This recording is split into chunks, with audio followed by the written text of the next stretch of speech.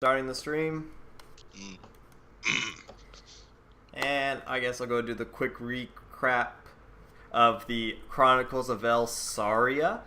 Let's see, the last episode that we came in from, we are about to get ready for the party. Frash's character, whose name is coming Alistair.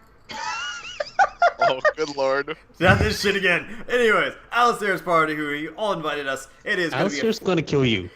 A few hours, we're gonna get to that place and throw down some food, some delicious banter of politics, but until then, all of our party members had their own business to handle. Barlin and Roland had a few of their own things and decided to head back to the tavern and meet up with each other. Being partially dressed, each of them decided, Roland asked if his brother wanted to join him, looking at the gem that they found from Cobra, the cold, blood-red stone that he's been having around and could not figure out. So they decided to go visit the magic store he went to previously. Sorry, somebody was talking? No, I was just adding description. Go ahead. Alright, sorry. Sound like Shadow. So, we are here with Maverick, and we talked to him about some stuff about the stone, how he's like, it's probably for a dark ritual. This is probably dangerous. Don't touch it. Don't use it. Probably hide it. Probably get rid of it if you can. But it's the general description he gave us about it. Secondly, Roland offered to give him some help maybe over the week to clean up this terrible, what he calls organized store. Clean? Oh, hell no. There's books with dust. They're on the floor. Dear God, the OCD went nuts. I was going to stab him. But Roland might help him with that in the future, down the road. But we'll see. I don't remember what Yumi and the rest did too well, but they had their own plans. Eventually, I think Yumi got a dress. That's what she did. I did that like a while ago. But you got Yumi didn't do anything really, because we were waiting on Yumi and Evie. But eventually, when the party was coming on, Evie and Yumi put on dresses, Barlin and Roland put on their own fancy attire, and eventually they all met up at the front of the Prancing Ogre, and Roland decided to pull out Tensor's floating disc as the limo, and have Yumi and Evie sit across it. But of course, wouldn't just let them sit on a disc. It was draped over with a nice little cover, little candle in the center, as the rest they walked down to the mansion, making quite a bit of a scene, but making them look popular, pompous, getting some attention. Got the weirdest looks. Yeah, hey, people are people. But we have noticed there were strange events going on that day, which was very busy during the day, but it was not so busy afterwards, which apparently none of our characters knew absolutely why, because it seemed that the town was very empty when we were heading towards the mansion. You guys didn't ask why. We did ask. Did we? No. No? Nope. You guys just took it for okay. Do we know why, DM? No? If none of you can pull it from your brain, because I did say it, you're gonna have to roll me some history checks. Why don't we get through the thing first? Alright, we'll go through that. So, we eventually arrive at the mansion, and Whoa, hold on. Derek's dying. Derek, you okay there? Derek. You guys hear me? A Derek. little better now. Can't you got Terminator, not again. That's what it sounds like. You made a perfect description there. I did? Yeah. Thank you. Here, I'll finish up the recap while Derek tries to fix that.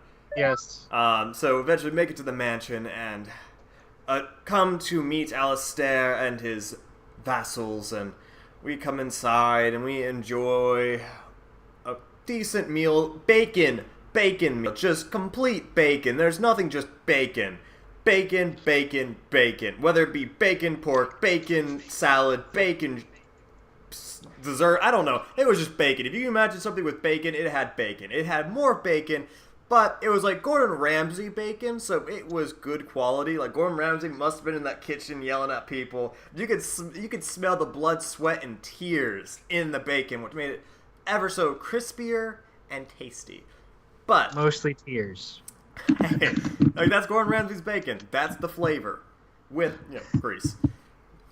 And now, this is where Alistair and Roland were discussing with, of course, Evie and Yumi, discussing what the plans are for the current meeting coming up, which, discussing, it seems Alistair is very much for the idea of getting the outcasts from the outside city Crownlands into the city to have shelter, jobs, and hopefully get themselves better standing. But, that being said, he wished for them to be separate.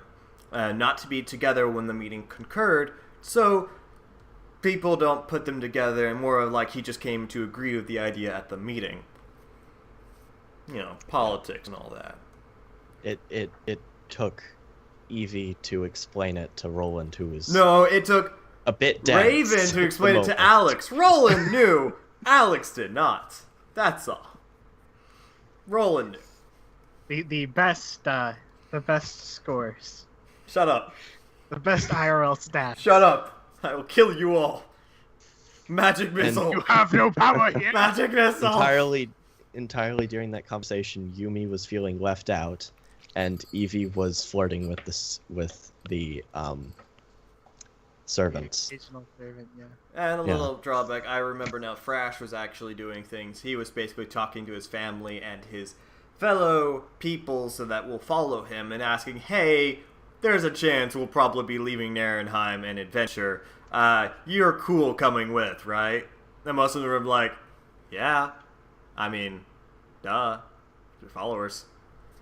Oh, and Gorbad didn't want to come to the fancy dinner, so he snuck out the back. Doesn't sound like enough excitement. But now that we strangely hear knocking at the door, and because Gorbad's hungry, what's this? You wouldn't hear knocking so much as a servant just like... Are you Gorbad knocking? I don't know. We might hear him. Unless he wants to knock on empty walls for some reason.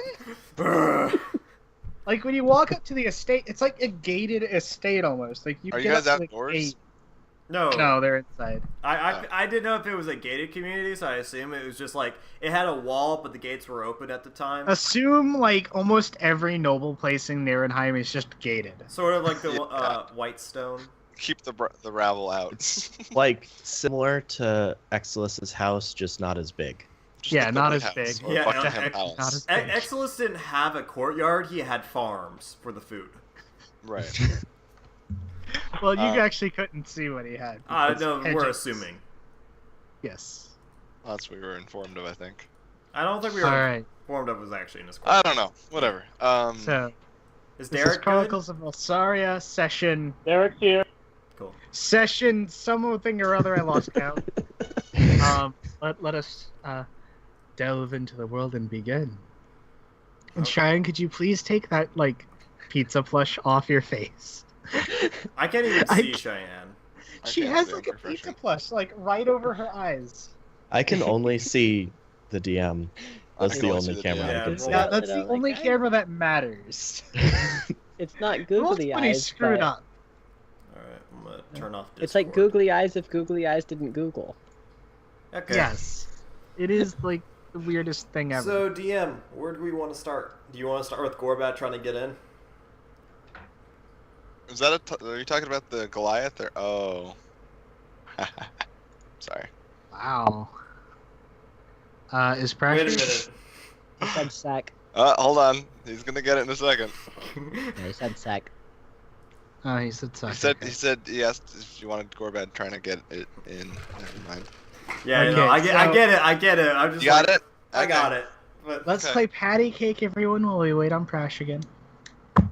but Patty Cake, cake, bakers. Man, you gotta do both Yeah. hands. You know. Gotta do both. Yeah. What? Yeah. Every Dude, Thursday, dude, patty cake. I'll roll a d20. Huh. I rolled You gotta do sleight of hand to see how you're. rolled a Oh my 16. god, I missed a lot. 16. With a minus 12, you barely passed. Why the fuck do I have the negative score of a Mons Gaming? Hey, Brogar, has Gorbad ever heard of absinthe before? He hunted pirates, so do pirates drink absinthe? I think they drink it. During the winter months, you see a lot of it. For some Okay, reason. yeah, he's familiar with it. While Okay. we're waiting for a fresh, Roland is thinking in his mind, I noticed something strange today. Why is there nobody around outside? DM, should I roll something to remember? Only a history check. Okay, I will do that. Roland is thinking. Give him a moment. He's loading. He's loading. Please wait. I hear the dial-up. I For hear the anyone dial-up. actually watching the stream tonight, I'm going to apologize for the Ooh, garbage. I had internet advantage, nonsense. right? No, actually, you had disadvantage because you weren't the one who was directly told.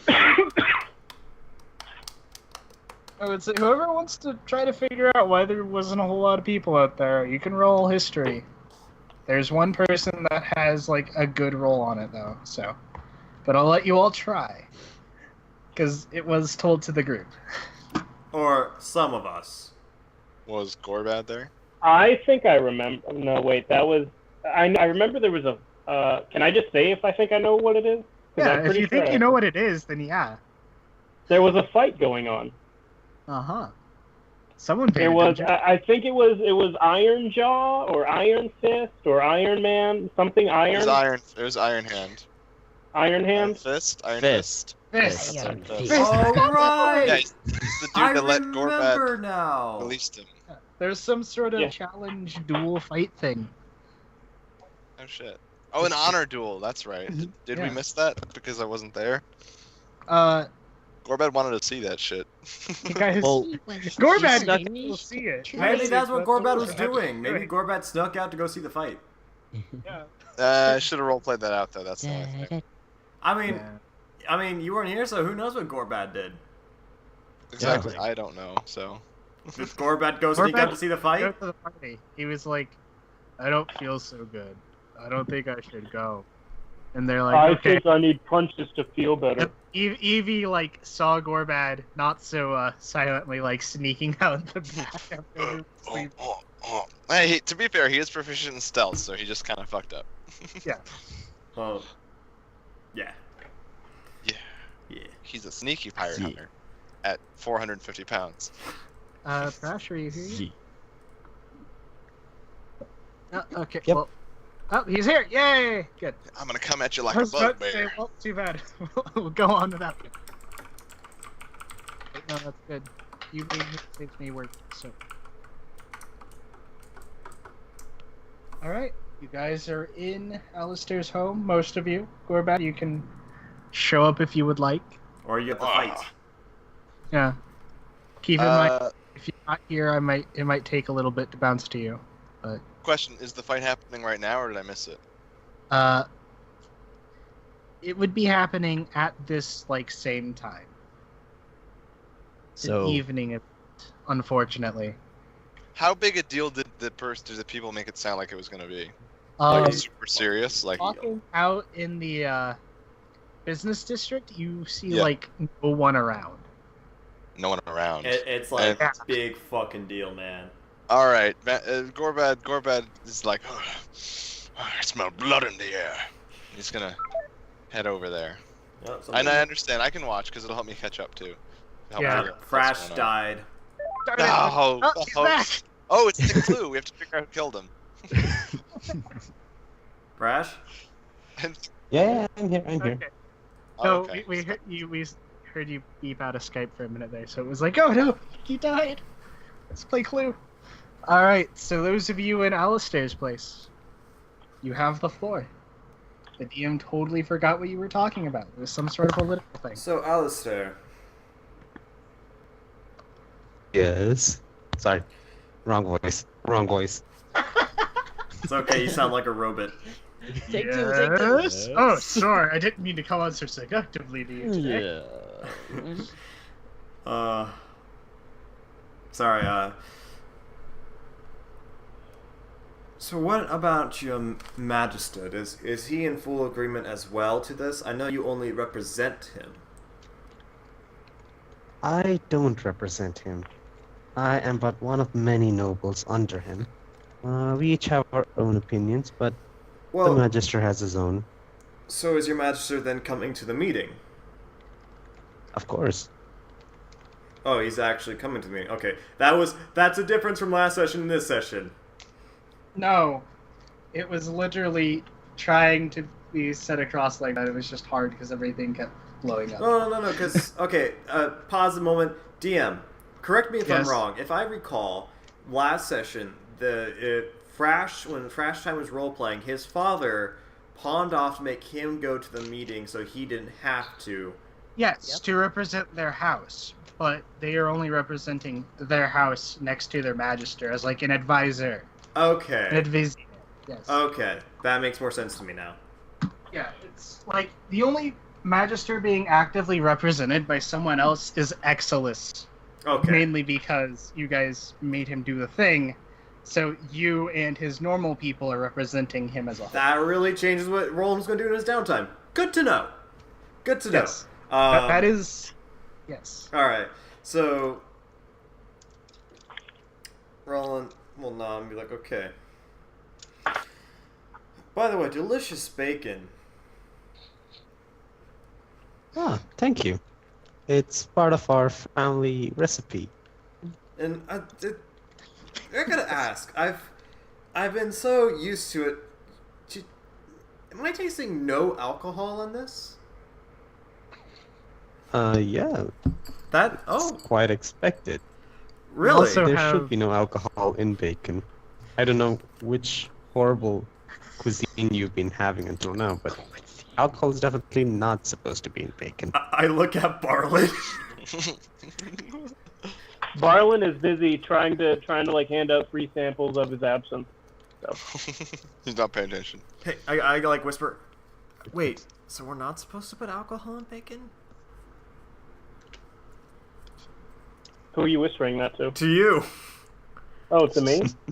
Look, it doesn't matter what's in the bacon right now. What matters is that we make sure these fine people know the name of the Prince and Ogre Inn. And the Battlebrew Brewery. You know, we're all here for business. Marketing opportunity. Only talking to like a couple servants. As he goes, by the way, Alistair, my brother here, Barlin, you've of course met, is actually a big brewer in Narenheim, and we have actually brought a drink for you to come try. Okay. So it's like Alistair comes up to you, and I mean we're all on the same table, so he's just gonna Yeah, it's just like yeah. it's a big table, but you guys kind of have your section. We scooched in really close because we're persons. Yeah, it's a big table with a lot of empty space towards one end. Barlin, what drink was this one? Well, this is something I just recently came up with. I call it the Green Fairy Dragon. It's a nice brew inspired by absinthe that I found, and it's got a bit more of a kick to it. It's more of a bit of an alcohol content, if you will, something you might not be used to. Roland, good alcohol content for a dwarf or for a human? What kind of question is that?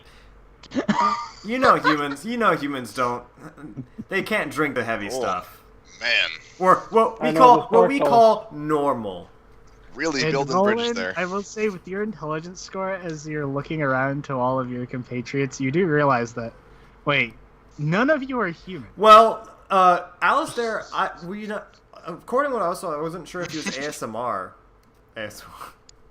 Fucking ISMR. ASMR. There's ASMR. You know what ISMR are. Okay. You've talked to, like, they are prevalent enough around the city. Like, you know what a Yeah, tiefling they is, you know smashed what their an ISMR is. windows. Yeah, I know about There's evil, very but few like, races that you don't actually know about because Narenheim is so diverse. yeah, I wasn't sure if I really knew the race because I know they look human in general, so I kind of. Yes, they do. I wasn't sure if I knew the race Really, that well, so I really kind of assumed I didn't. Yeah, really You know, pretty Roland, human. When it comes to drinking, race doesn't matter. Everyone's equal in liquor's eyes. I'm sorry. Okay, I go. So, Well, Barlin's gonna start sliding steins across the table to everyone. Now, you might just want to try a wee bit of that at first. See if you like it. And DM, I did roll a 17 on this last time Yes, you do. when I actually brewed it. So, and do you remember the percentage? Because I do. quite a lot. I'll whisper it to you just in Yeah. case. It's quite high. Quite high. Like a sip might make Roland blush and go out cold. Yeah, no, I will say anyone that wants to drink Aw. a healthy amount. I hope you save some for Gorbad. There's a Anyone that barrel. wants to drink a healthy amount of A this barrel drink of- will be rolling con saves because jeez. What if? Okay, does Roland have to roll a con save? If he just gets a small sip. No. Okay. Roland Like I tries said, a small healthy amount. sip. He has his little sippy cup of taste testing. It's a lot stronger than the elven wine that Alistair's servants have been pouring throughout the evening. How good is it? No, I want them to be awake for the whole feast. That's why I haven't served them anything stronger. How? That's why Barlin's suggesting just a sip. You might want to nurse it all night. It'll last you that long, I'm sure, because you're not dwarven, so your constitution's not quite up to par. So I'm gonna drink the entire thing. And you do. Oh, that's a bad idea. okay, but It's Barley, very strong. since people are drinking it, you gotta describe it. Well, it's a nice green alcohol. It smells faintly of licorice, and when you taste it, it definitely tastes like it. Oh, it's licorice. Roland was like, mm. Like, I remember actually taste testing this before we got here. yeah, it's Crap. good, but if you don't like licorice, then Mm. it's like eating something that's well made that you don't like. You still don't like it very Roland much. is smiling because he wants to make it look good. Don't roll insight. He will lose. Oh, No one Well, needs to then- roll insight. be careful. I know you're much more than a bit of a lightweight, so be careful.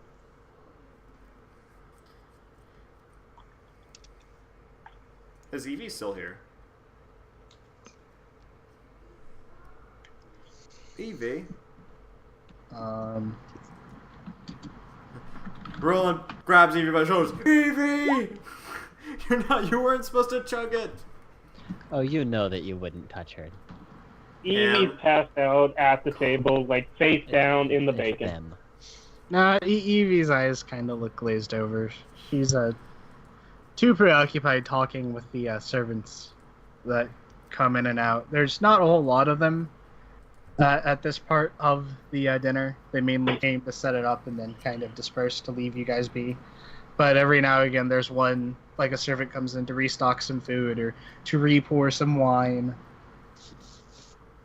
Now, what I found out with this nice drink is that it's great for drinking, great for completely getting messed up, and if you need a fine distraction, you just set it on fire and throw it. Distraction there.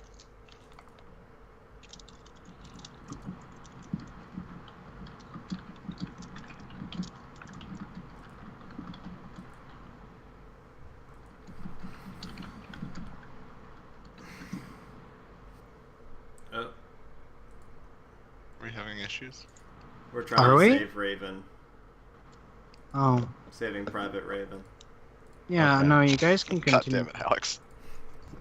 Raven, you here? Yeah, it's just Okay. like I'm catching. God, Like that. the darkness Like is what's been spreading. happening to me, I guess. The darkness, no. Not Yeah, you're again. cutting in And then- now. Oh, God, Raven. Yeah. Oh no! I This can't really fix it. episode of Chronicles of Velsaria is brought to you by the Prancing Ogre. Get your all your alcoholic drinks here because we are the best No, in there. No, let's be honest. no. It is. When the day gets you down, come down to the Prancing Ogre. We've got the cure for what flails you. Oh, God. I love it. Good one. All right, well, That's on the that's You're not above the sick, doorway. You will be when you go. nice. But yeah, let's continue on. It seems like we're going to have some slight hiccups throughout the night, Yeah. but let's try to not get too distracted by it. All right. All right.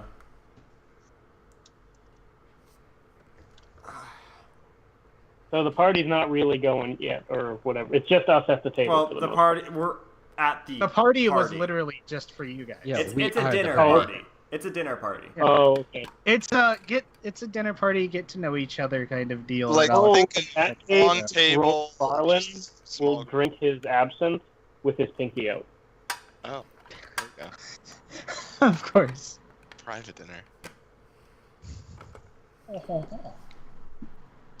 It's too bad Gorbad couldn't make it with us. He definitely would have enjoyed this. Well, I think his brain might be a little fried. I think he had something he had to do. He said he wasn't feeling good. Oh. I know there was this fight he wanted to get to. Everyone has a different story. Do Wait, any of so us know what where is Gorbad Gorbad? went? Stay tuned to find out. Not exactly. None of you know exactly. I will tell you that Yeah. right now. Well, let me know if you all like it. There's plenty more where it came from. And just, once again, you're folk of wee constitution, so, don't drink the whole thing in one shot. Especially you, Yumi. It'd be As really you bad. notice Yumi's stein is just like empty. Did she roll a con save for that? Like, that's like a high percentage alcohol, if I recall. I mean, she can. It's not going to matter. It's not gonna matter. That doesn't sound good. I love Doom. You can take it however you want. Take it. I don't care. Continue. Giggity.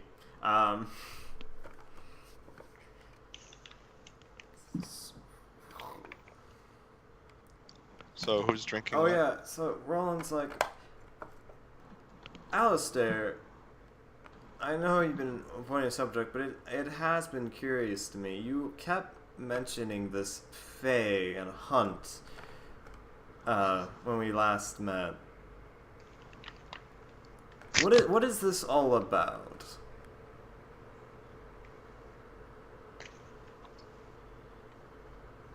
As I stare into Alistair's soul as he just look at me like, oh shit. You know nothing. Alice, What is Roland doing again? I'm asking you, you mentioned Faye and the Hunt. What is this all about? I'm sorry, I will be right back. I might have been a bit. Alistair's just gonna look a bit embarrassed, and he's gonna say, "Well, I might have been a bit too eager on that. I should have brought the news a little bit more gently. But here's the thing: I see potential for this group, and I have a vendetta of sorts that has been on my mind ever since I was born. You see, I need to go to the Feywilds and exact revenge on a certain Fey Lord. Now, I can't just go all by myself. That would be a dead sentence. Instead, I wish to bring with me a crew of capable individuals. I know what you said. Train That, them on the way, of course. yeah. This is something in the far future. Yeah, Roland looks very much concerned as he goes, yes, I understand the Fae pretty well, and I also understand, well, as much as you can understanding, not getting thrown into it.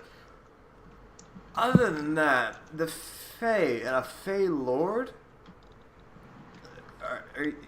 A Fae Lord, like, you're serious, right? This is not some kind of prank, not just some joke or a mistake of something that you think it was. Alistair's looking dead serious. Alistair's looking dead serious. Okay. Roland's like, I can't think of any way to put this gently. If you doubt who I am, if you doubt who I really am, then you can. I'm not I doubting. think this would be all the proof that you need. Look, I'm not exactly doubting And who you he's are. actually going to summon his bow, and just like put it on the table.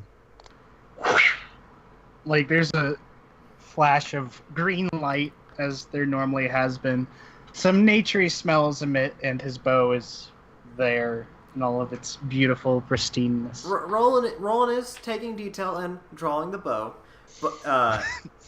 but he's as he's drawing, he's like, I want you to understand something. From my studies of Fae and the Fae Lords, from what I have gathered is it took all of us, plus a giant half-orc, to get one criminal who is like a monk, who's just a being. One guy, mind you. And you want to take on a Fey Lord. I'm sorry, the only person I could think that even stands a chance against one of those beings is maybe Exilus. I mean, old Exilus. Not Look, that guy. I didn't say. Not current Exilus. I didn't say I wanted to pack up things and just go tomorrow and have a small fight with him. I said I see potential here. Maybe in the future, when How we're all far strong in the enough. future are you looking? These are Wait, Fey hold Lords. on. How well known is this Fey Lord? man. He's known. He's one of the lords of the hunt. I imagine he should be pretty famous, not to mention very wealthy. And we would have to take this man down. If you take him down, you will be known across the Feywilds and I imagine all of Velsaria. I imagine anyone who can take down a Fey Lord is probably already well known enough. Well, hold on. Let's not get too far ahead of ourselves here. Look, Barlin, seriously. Barlin. And I look back to us there. I'm not... I understand this is probably your goal, but how far in the future are you looking for this? Because Fey Lords literally have the ability to change the very land that they are in. They bend magic in ways that I cannot even imagine. And I've spent, let's see, how am I? 100 and something years studying magic? Listen, I think you're way over your head, man. listen. I know more about him than you. I know more about him than you can ever know. But still, I am looking at this event somewhere in the next few years. Maybe in the next 2 months, if we are able to Rolling gain face enough bombs. power. But again, this is a request. Personally, Alistair, by no offense, Very well. it's... I wish you luck on your quest on this Fey Lord, but you realize it probably will end with your death. Just even trying to get to the Fey. Just going there, you can just die. Let's change the topic. You're breaking up bad. Look. Oh. Okay. Well, Alistair's just gonna look at Roland and says, I know more about the Feywilds than I've lived there for a while, so but anyway, that is not the point here. That is for something in the future that may or may not happen. But now our immediate concerns are towards the war that is probably going to happen quite soon. And my aims for calling you all here this night has been more or less fulfilled. Right now, I just wish for all of us to have a good time and just enjoy each other's company.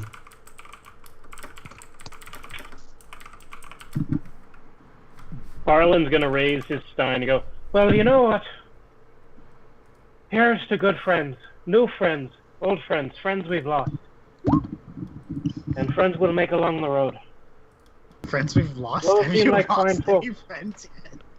Harlan, I think you are drunk. No, you guys don't know if Farland's lost any friends in the I past. can definitely tell you that. That is true. That is true. I thought you meant like immediate friends. I might know.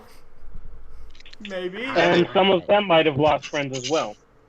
But, you know, But Farland, I'm quite Farland. fond of all of you.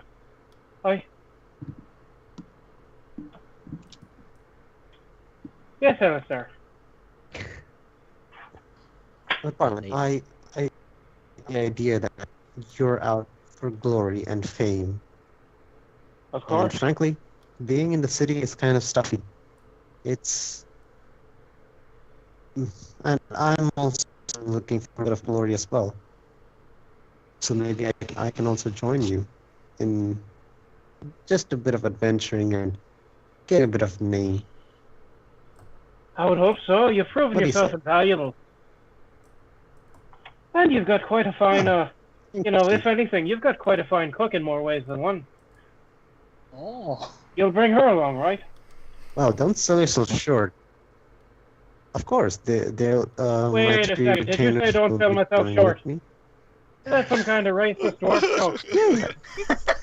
Oh no, I was just Don't worry I about was it. I just wouldn't commenting care anyway. on your excellent brewing skills. I was just commenting on your brewing skills, my friend. Well, I appreciate that very much. And you know, if you really want to compliment me on them, don't forget the name of the Prince Nogger for all your brewing and alcohol needs. We cure what ails you. Flails. Flails, Get it of right, course. Roman. You've been there long enough. The cure, what flails you? You know, it's a big metal thing with spikes on it sometimes. It's on a chain and a stick. It's a pun. Yes, I have heard of it. I have heard of it, yes. But, I'd hope you'd be joining us. And I Now- would like to as well. Is Yumi even still conscious at this point? Yumi's over there, like, kind of like looking at the empty cup, I assume. Being like, Farland's gonna I set slide it her over down. another one. Does anyone else need a "Hey, refill? set it down. Surely. I know what you're doing. I slide another stein over to her. So, It's right there. I mean, it's probably I- past her bedtime anyway. This will make sure she gets there. Is she of drinking age? I was just gonna ask, Bartlett. What's... You know, you're a funny one there, Alistair. Dwarves have no concept of a drinking age. I mean, if it can fit in a bottle, you can drink it. So, It's actually customary to get a nice beer when you're first born. I mean, I remember my mother used to tell me how she started me off on fine grain whiskey when I was a lad. Ah, it's a good way to start your life. But, You know, drinking too much does poison your body slowly. what? He just talking What to kind of him. nonsense is that? I've never heard of a dwarf being poisoned by any alcohol unless it's actually got poison in it. You know. Sorry, DM. I will be back. But for all means and purposes, Alistair is going to just like start choking on a piece of bacon. Okay. Rowan, sir, tries to help him. If only we had someone big and strong and taller than him. At this Maybe a point, little bit green. At this point, I was gonna do this anyway, so this is perfect segue. At this point, the camera pans up and out and shifts to another part of the city and What? zooms Oh. in on Gorbad. Well, I would imagine by this point Gorbad has moseyed his way towards the wharf. I imagine was where the fight was. Yes. Was it to the wharf? I But can't you remember. moseyed your way to where the fight was, because you know where it is. Yeah, wherever that was. It was in the big market square in the business district.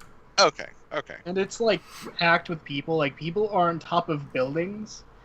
And keep in mind, these are like 2 or 3 story building, like stone buildings with balconies and like rooftops that people are just smushed on. You being Gorbad, you just kind of like where you walk, people will part to let you move. because you're gigantic and Yeah. scary and frightening. And you do see a like raised platform has been put in the middle of the market square, and on one end is Lieutenant Iron Fist. His sword, his saber sheathed in a sheath, just kind of folded with his arms crossed, looking across at his challenger, which you know to be one of the captains in Narenheim. Why One of the captains don't in I have a... Yes. One of the captains in Narenheim. Specifically, the captain of the Right Battalion. Don't question it. It's just how it is. Right battalion. It's the battalion that's on the I'm right. saying Taking that notes. to like the person that actually knows about naval stuff. And I'm sorry, what was Iron Fist's rank again? Lieutenant? Lieutenant. Ooh. Yeah. And she's a Lieutenant. captain?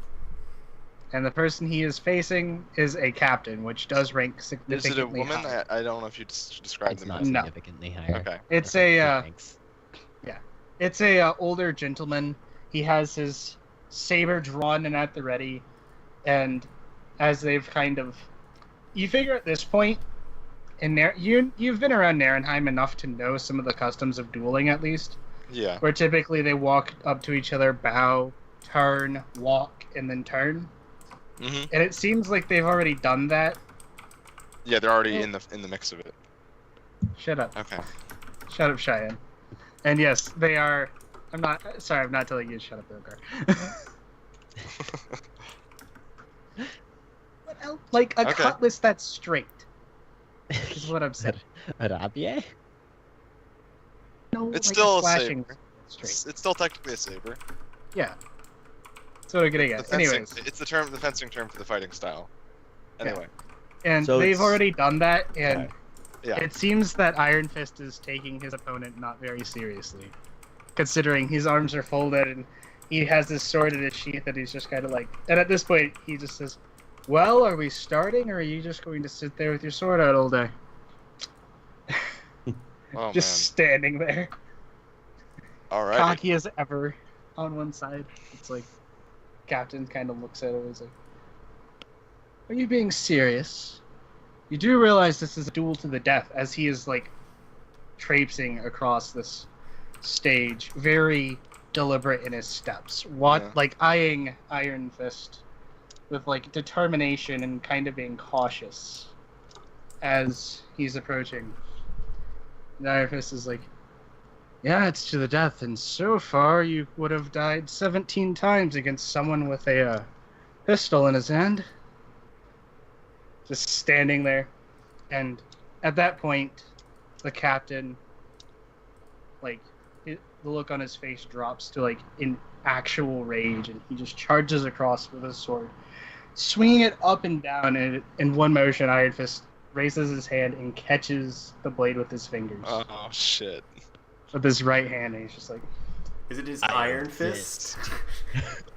Well, his hand is Yeah, perfect. remember He just kind of has it in, like, when this Gorbad claw shook his grip, hand. and he's like... Yeah. So, how long do you want to continue this petty disagreement for? And the captain is like pushing on his sword and like trying to get it from him. It's like, "Do you surrender?" "I'll never surrender." And at that point, Iron Fist just moves his hand over, like with the sword, and then you hear the sound of metal breaking, and then with the sound of like this, like a loud shatter, the sword just bursts into pieces as his hand closes. As he literally broke the blade with his fingers. Oh snap. And the captain just kind of stares at like, "What?" And then after that, Iron Fist brings his hand around and you hear the familiar sound of a jaw just breaking under immense force. Oh shit. Like you got hit with them all. Oh yes. Oh god damn. As the captain just falls off the stage, and the whole crowd is silent because they were expecting like an actual fight, Yeah. Source Gorbad. Yeah, Iron Fist is like, he just kind of sighs a bit as one of as one of the admirals in the Navy actually steps up and he says, "Well, today there dawns a new captain of the Right Battalion, Captain Iron Fist." As he like raises his hand up and says, "Here, here," and then just kind of, no, he's not. Iron Fist looks like a normal Navy dude with like old balloon I know. nonsense. I'm fucking. I know. Everyone does. Smack you. Ah. Fight you for your offenses. One punch. Yeah, it seems to be really. It seems like that was really easy. And the whole crowd just kind of like cheers for like a couple seconds and just kind of starts dispersing. Like you hear low grumbles of, "Are you serious?" And you hear a few like, "Why did he even challenge Iron Fist? Everyone knows he only ranks low because the Grand Admiral doesn't want to raise him in status." Like rumors and such of that similar deal is just kind of whispering throughout as people are dispersing. Huh. And Iron Fist at this point just kind of pulls his sword out, but when he actually when he pulls it out, he just literally pulls out a hilt and he's like, he's just kind of like looking it over and he's like, before anyone notices, just puts it back he kind of looks around to see if anyone noticed. He's just like, did I notice? I noticed, right? Yeah, you've been watching him, so yeah, most people have not. He as he puts it back, he kind of like wipes his brow. He's like, whew, that would be close. Oh, you. Okay. So Gorbad's just kind of frowning as he's watching this. And he hears these little rumors, and he's like, "This is interesting." He looks at Iron Fist. Is Iron Fist being approached by anyone, or is he just kind of on his own?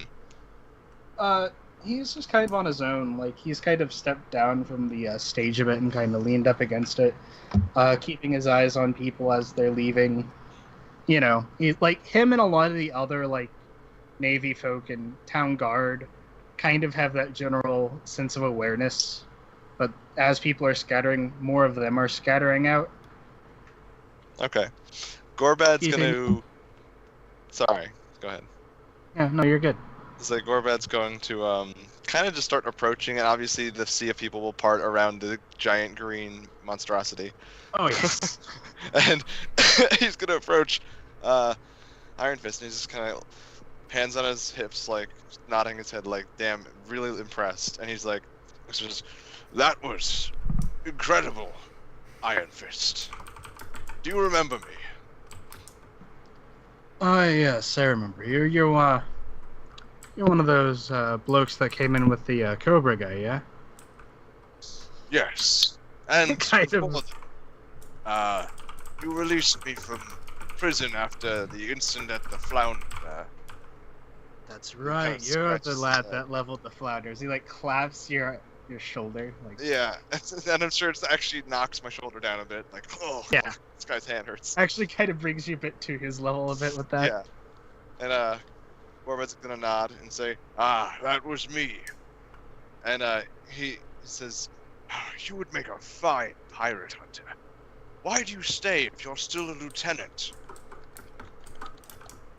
Captain Oh, he sorry. gives you the He did smile. just get promoted, right? Yes, he just Okay. got I'm sorry. promoted 2 ranks. Okay. He's like, Yeah, "How are you?" but- I'm sorry. Can I rephrase that then, since you did just say that? Yes. Okay. Then he'd say something more like, "How are you only a captain? You have such incredible power." Well, sometimes being up in the hierarchy isn't really related to being strong. I'm not very good at all these peace talks and political meetings. I'd much rather be out be out at sea, you know, keeping the peace, but Mm. my ship wasn't even supposed to be docked this long. And, well, people get kind of restless in the hierarchy when I'm here. I can I see don't know why. why. Is Just the guy kinda- still off the other side of the stage? Like, is his body still there or no? Yeah, he's just out. Like, Like- Gorbet's gonna look over the edge, like, kind of like crane his neck, and then he looks back at Iron Fist. He's like, "Is he dead?" Nah, he just has a broken jaw. Had to pull that punch a bit. Or I else saw. I'd actually kill him. I saw it. You held back. Incredible. Yeah. How did you become so strong? Honestly, I don't think fucking you'd say believe. 100 push-ups. I don't think you'd believe me if I told you. Try me. I'm willing to try anything. I must be stronger. Mm. Well, a long time ago, myself and 3 others traveled to a far-off kingdom and fought our part in its battles and its wars. And, well, rumor says, as he looks at his hand, rumor says that these 4 saved a goddess, and that she granted them powers beyond their wildest dreams. Some say I do 100 push-ups every day. God damn it. What you wish to believe is that of your own. After all, I can't even tell you the truth. It's been so long. How old are you? How old does he look? He looks in his, mid-20s. Oh, okay. So, Mid yes. to late 20s. And he's a human? Yes. Okay, then Gorbet's gonna, he's gonna say, how old are you? I'm 28. And that was 10 years ago. But things fell apart when one of the men we were with fell. Just didn't feel right continuing on without him.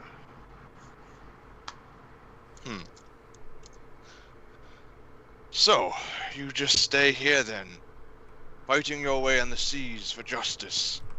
Is that enough for you?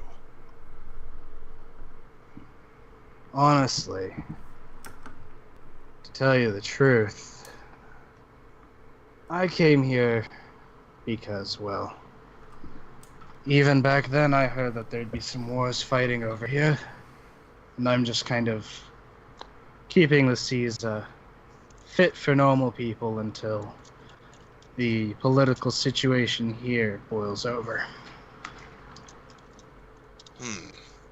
After all, the Crownland seems to keep pressuring the elves in Narenheim for access to the sea. Sorry, who was pressuring them? The Crownlands. Crownlands, okay. And you know as well that the Crownlands have also, in the past, tried to pressure your tribe out. Because you guys have, some coast, but it's, sheer cliff coast. Huh. And you know a little bit about that from the time you did spend at home. And this was in, a region of Narenheim? Yeah. You know that, the city of Torex people actively... Oh, yeah. The village Kinda people pushed out. actively go out and, they slay elves and also orcs. But Yeah. the orc slaying isn't as controversial as the elf slaying. And these are the elves of Narenheim, you said? The elves of Verdenwald. Verdenwald, I'm sorry. Yeah, no, I remember that. Verdenwald- I remember now. I just couldn't remember which, Yeah. if you said that or not. Okay. Yes. And they also pressure Narenheim really heavily because of its, easy access to the ocean. Yeah. Narenheim, it actually goes down to, a basin coast, and you can flee. It's wonderful. So Then he that's, saved that's us. kind of the current events he's sharing. Yeah. Okay, sorry, go ahead. He's like, yeah, I was hoping to give him a bit more of a fight, but my sword didn't get back from the blacksmith today, so... He just kind of gives you a smile. So, he's like, and Gorvad kind of gives him a smirk and says, "Sure, I'm sure you actually need one. Me, I still prefer a bit of steel. I'm not quite as..." And he's gonna flex a bicep. He says, "I'm not quite as big and strong as you. Though you're not that..." He's not that big, is he? No, he's like 5'5". I mean, he looks muscular, but not like hulked out or anything. Right, no, not he's like just... super buff. So Gorvad knows, he can see he's not as big as Gorvad. He's just stronger. So he's gonna kind of hunch over, like, get it eye-to-eye level. He's gonna look at him and says, "Do you mind?" He's gonna reach out, like, as if just to squeeze the guy's bicep, or, like, arm. Sure. He He's gonna give flexes for you. Is it, like, harder than steel? No. No? It feels like muscle, but it's flesh. And you being bigger than him, like his bicep, you can squeeze pretty heavily. Like, Okay. it's not he's not the strongest dude you've actually I got seen, you. which is why this is kind of weird. And so in a now he sense. looks down at the guy and he says, "And may I?" And he's gonna, like, kind of hold his hand palm up, just to, like, so the guy can put his hand out. Yeah, he does. And he's gonna now, like, investigate the guy's fingers, because he's curious. Like, he's gonna, not squeeze, but, like, kind of like, you know, like you're checking vegetables. Only an investigation check Oh, for the fuck. hilarity. I got this, yo. Yo, I got this. It's only -1. Yeah, only a -1. It's not the highest. Oh my god! Looking at his hand, you can tell that it's definitely flesh. Like, his hand feels like warm and is like a normal hand. But when you go to squeeze him and he kind of resists you, his hand is like, has the resilience of steel when he's actually like trying, if you will. Oh, shit. So Gorvad's gonna nod and say, "This is unusual. Oh, I should get back to my friends, but my name is Gorbad, and you can find me at the Prancing Ogre if you ever need any. You're a man of strength, and I admire that. I'd like to lend you my own strength, should you need it." Well, if I need some aid, I'll definitely wander over there. I've been hearing that place's name a lot recently for some reason. You like a hard drink, it's the place to be. Even knocks me on my ass. He's gonna, like, pound his chest a little bit. And then he kind of gives you like a whoa, really? Kind of look at his. And he nods, he's like, "Oh, it's strong stuff. Balin, one of our group, he's a master at his craft." I might have to place another visit then. Well, carry on. "It's the As he- cure for what flailed you." And then he's gonna wink, and then he's gonna turn around and walk off. Iron Fist kind of looks like he got like hit with like a pop-up ad. Yeah, he's like, "What the fuck?" Yeah, like. Brad kind of swaggers off. He's gonna start heading back towards the estate, I guess, where y'all else are at. Yep. I gotta catch up on my notes. The camera will pan back over to the rest of the group as Gorbad is making his way over. Barlin would... I assume Barlin's been drinking his own alcohol this whole time. Oh god. Does Probably. it taste normal? Your alcohol? Yeah, my absinthe. My very high alcohol content absinthe. It tastes like absinthe, and you're starting to feel pretty good. Okay, so I am feeling effects from it. Alright. Yeah, you're getting affected. You just figure your dwarvish constitution and the fact that you drink like all the time, your tolerance levels are pretty high. So while you might have I a lot get of that. alcohol in your system, you don't really feel No, it. he's wondering why Yumi isn't being affected. Ask Yumi. That's what I'm doing. I just needed to figure out if I had to make some sort of investigation check on my own alcohol. No, you know that it has alcohol in it. It's not water. Okay. That's important. Very important. Oh.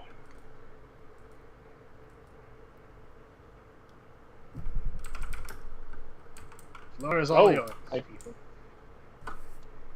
Yumi, are your people known for having a really high alcohol, what's the word? Constitution. Tolerance? Yeah, there we go. Right. Oh. Huh? Okay. And by your people, I don't mean anything offensive. I just mean, fox-shaped folk. Sorry, somebody just walked in. But not that I know of.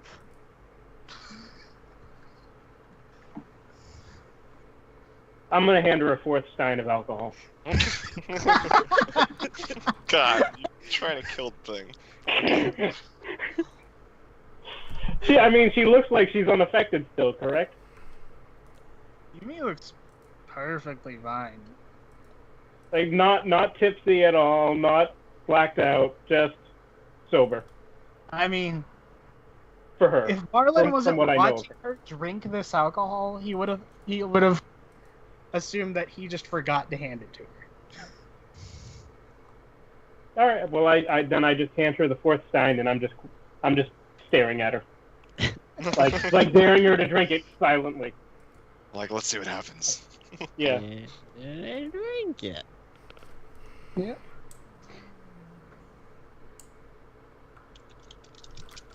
You're up to something. I don't know what it is, but you're tricking me somehow. Trick?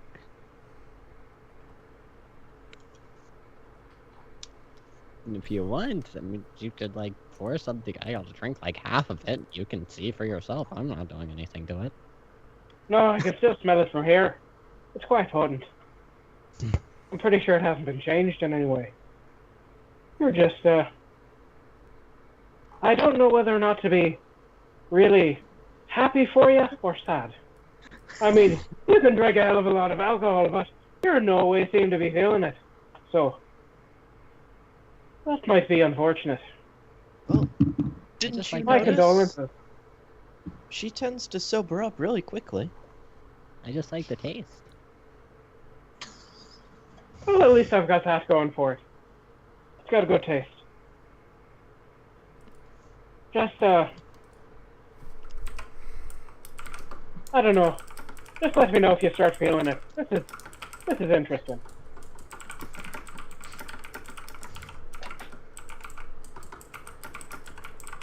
It might have a delayed effect and it'll hit her all at once in an hour or two. Well, that could be amusing in and of itself now. Oh, Gorbad, you're here! Let's That's go right everyone's here. favorite half orc. Yeah, servant just kind of has Okay. let that in at this point. Off to the Hold side. on, do we all just Oh, by the way, stand and say Brailguard. bad? Gorbad. Yeah? Just to give you a quick heads up, for the hour or two, I forgot to mention this in the recap. I was teaching you how to read. A little bit. Okay. I was getting you started, introductory kind of course. What we'd be going. Did we over. have any progress, or? We didn't roll anything because Okay. Too short It of was a very, time. very short. I got it. It's fine. You showed me some letters and said, "This is just the start." Here's A, B, and C. Try. I'm gonna show you these tomorrow or something. I want you to see if you can remember them. Which one's which? There you go. Start from scratch. Yeah, that's the plan. Can I have 20 seconds to refill my water? I'm sorry. Yeah. I was We just can take checking a up on break notes. now if you guys want. Do you mind? Because I actually am getting hungry. 5-minute break. 5-minute break. I'll put. All food right. I'm right good. back. All right. Thank Get you. food, get drink. Sorry, it's been kind of slow, but yeah, you guys seem to be enjoying it. Hasn't been. Yeah. It hasn't been slow. Marlon being incredibly confused why Yumi isn't drunk. He's on the verge of offended because it's just either she's an anomaly and can drink a hell of a lot of alcohol, or she's altering his drink in some way. And Well, if it's the second one, he's just going to be hurt and offended. Evie hasn't gotten a drink yet. If you offered one to her, I didn't hear it because that was probably during when I was cutting out. So. Gorbad just like right at the start just slid a full stein across the table to everybody. Okay. Like Evie's probably you going don't to. even have to ask for it. He's Yeah. he's just giving it to you. Yeah. Oh. She hasn't noticed because she was too busy flirting with the servants. But now that she's rejoined the conversation, noticed there is a drink in front of me. I will drink this. And I'm going to go get a drink. Good role playing.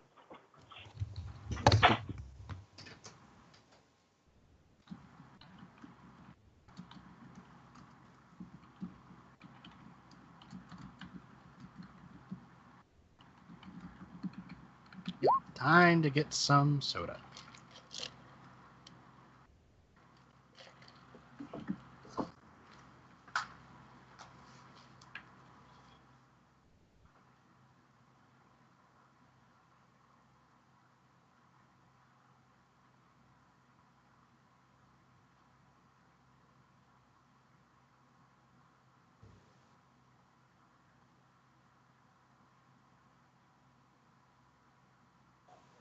Hello?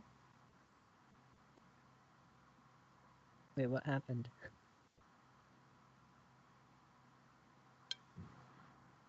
We're taking a 5-minute break, I think.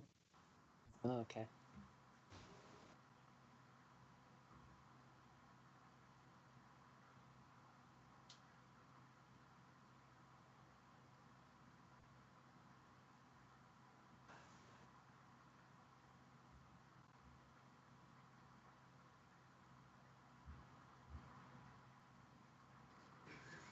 I forgot that was last night, not tonight.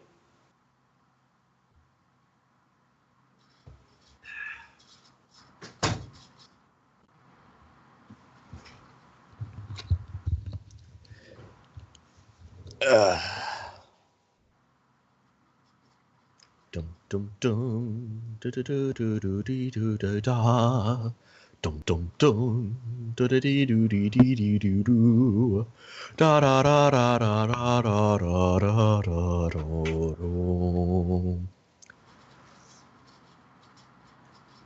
I was watching a video of a. I don't think anyone can hear me, can they? Because you're all getting drinks. I can No, hear no one- you. Oh, there are people there.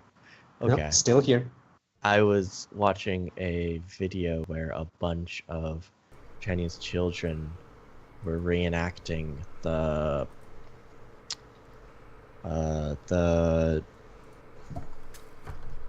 whole matchmaking song from Mulan, where they're dressing her up and stuff. They were reenacting that, and it was pretty adorable. Scroll, scroll, scroll, scroll, scroll, scroll, scroll, scroll. Your kitty. Oh wait, you guys can't see the kitty.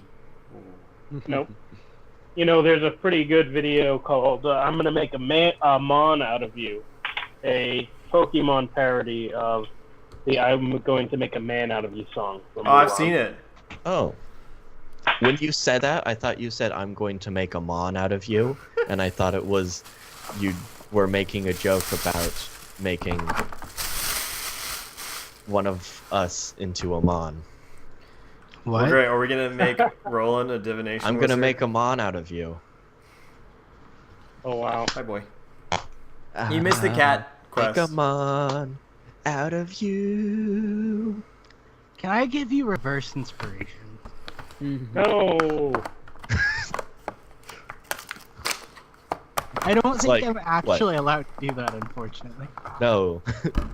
No, not allowed. Mm-mm.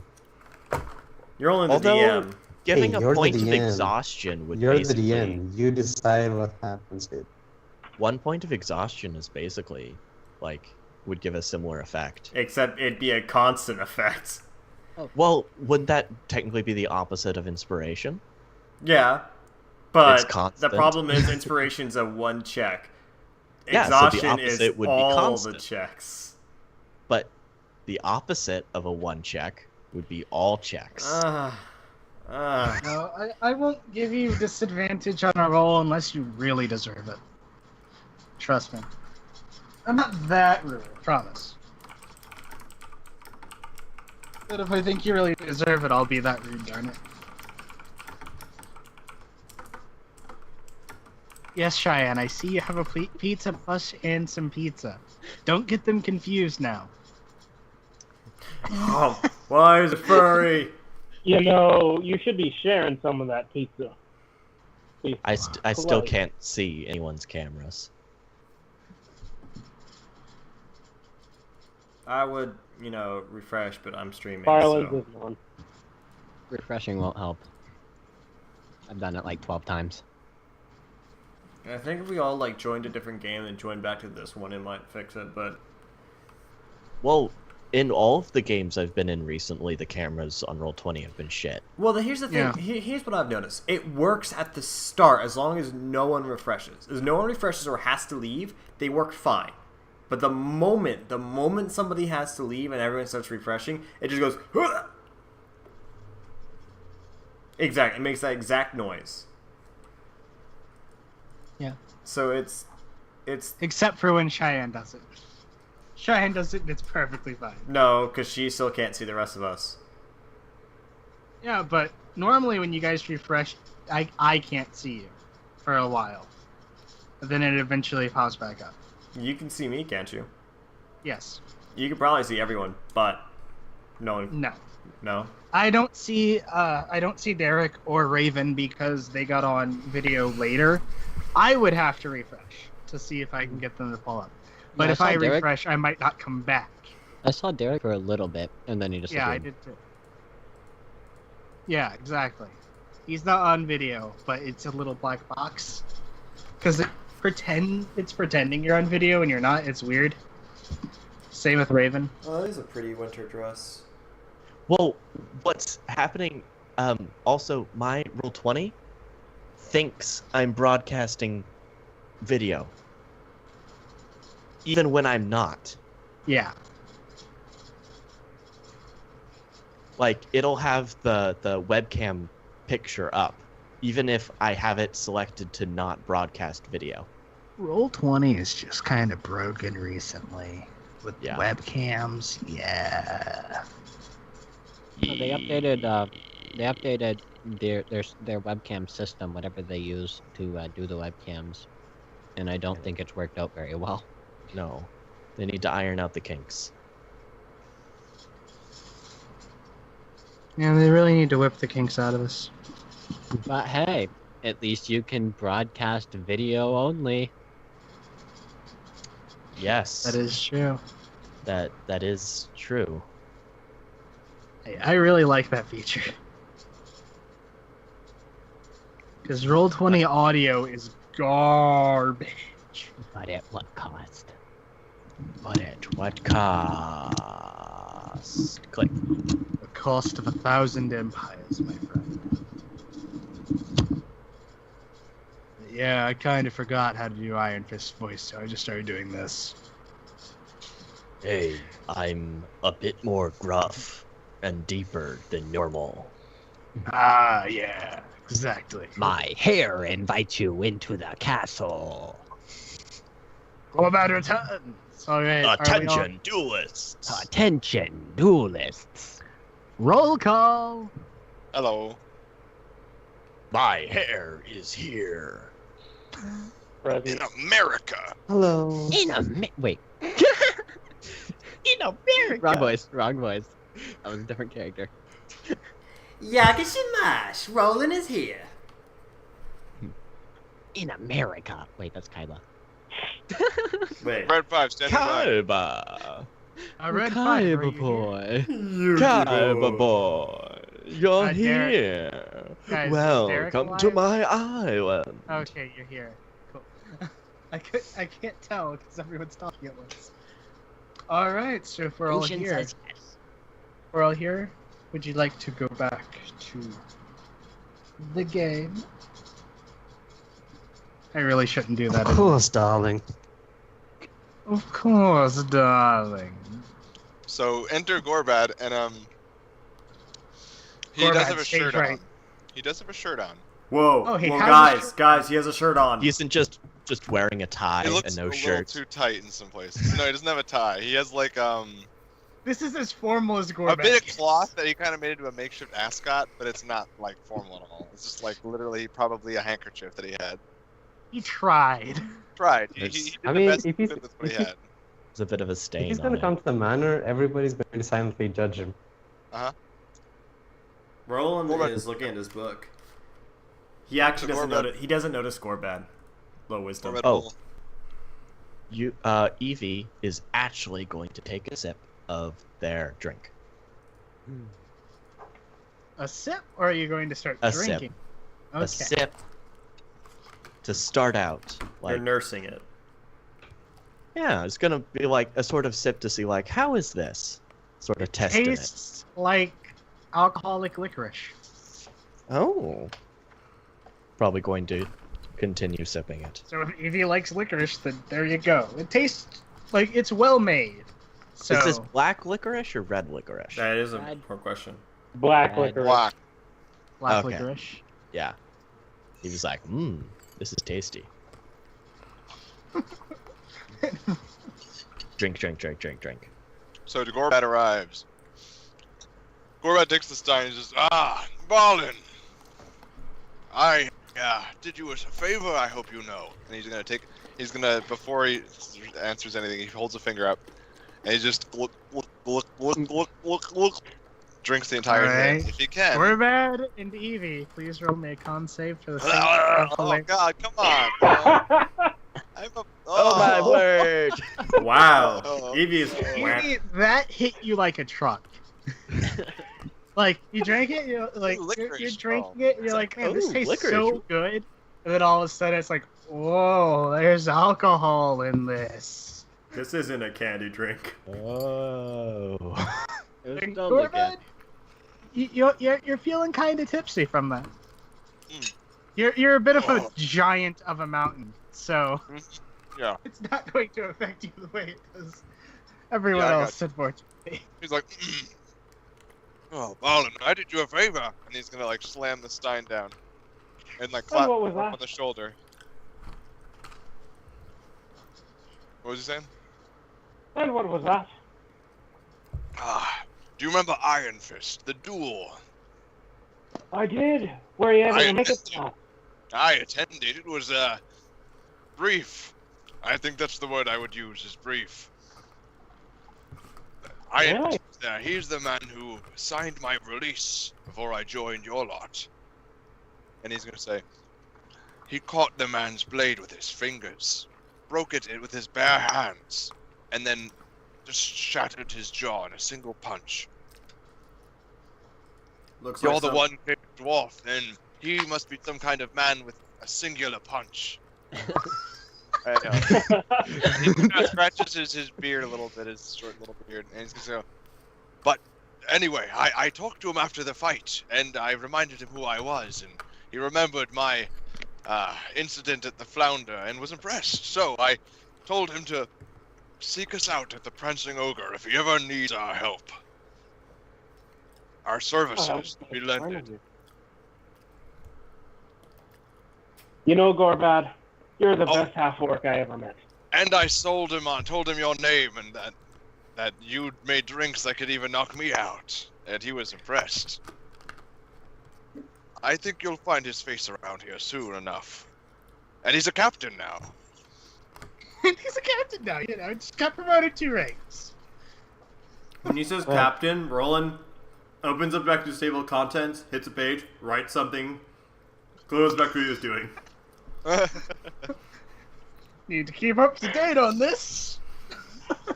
You know, Roland Screw are that. always interested in men in uniform. But, well, Cap- that was a mighty fine thing you did there, Gorbad. Oh, you're welcome. Thank you. I need another, I think. I think I might have earned it. I think you did. And I'll bring him right over to Orsic with the barrel, and just show him how to operate the tap. So he sits there and he actually waits till it's just about to the rim and he says, "When?"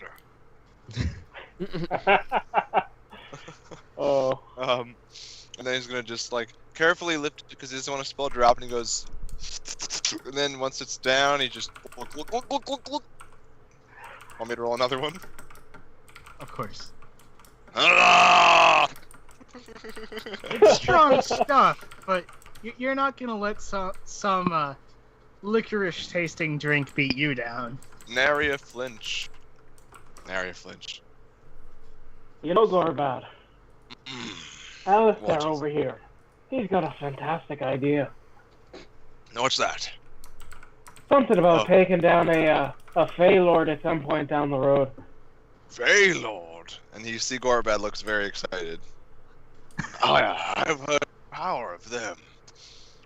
But I have another question of mystery I wanted to ask before, and you see him scratch his head, before I forget about it. It's something Iron Fist mentioned. It spoke of heroes that defeated an evil and saved a goddess. But I don't remember much about it. Does that sound like anything to you? Roll. Any of you? And he's looking to Roland and whoever else is around. I assume this is involved in check. Unless your character thinks he knows it, but if you want confirmation from the DM, then yes, you need to roll. I don't know. Can but somebody?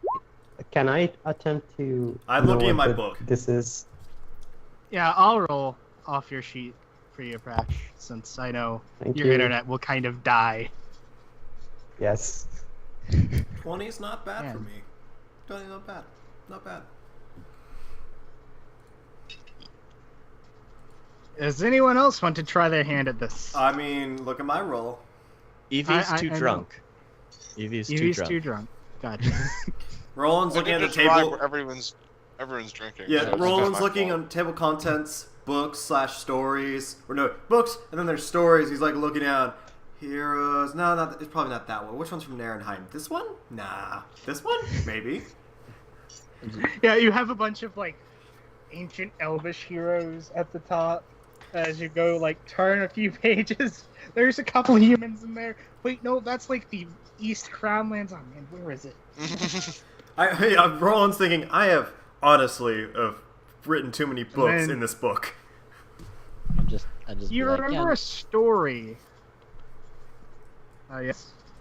or actually like without doing any of the checks, without just be like, yeah, I've heard something like that. Just look around. Yeah. And Roland, as you're looking in your book, you don't read it. You remember something you've overheard. Roland. I remembered the name. That's all that counts. What? It's something you remember a story that Brulin was talking about with Amand that you managed to overhear one night So, about how. Sorry. And it wasn't really a story that Brulin was telling. It was more something Amand was saying. You didn't catch the first part of the conversation when it initiated, but like you kind of walked up to a door and you kind of stopped and listening in because you didn't want to ruin their good time. And you're as curious as a gnome. You know it's you. And Amand was basically going on about how these 4 heroes managed to save a goddess and almost save a country from turmoil. Almost. Almost.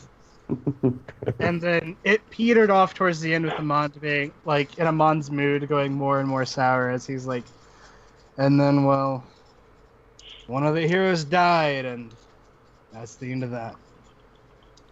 Boom. Kind of ending. I go, I know a little bit about it. Go bad. Why? Well, Iron Fist, when I asked him about... I looked at his hands, and while his arms were flesh, his hands felt like they were made of steel. He broke the blade. with his bare hands. I wonder, how? And he mentioned that story. He said, when I asked him how, he said, well, some say, and then he said that thing you said about the 4 heroes and saving a goddess and getting a powerful blessing. I would have not mentioned I Amand don't think or... that he said that yet. Yeah, Yeah. If I did, I would not mention Amand or where I've heard it from.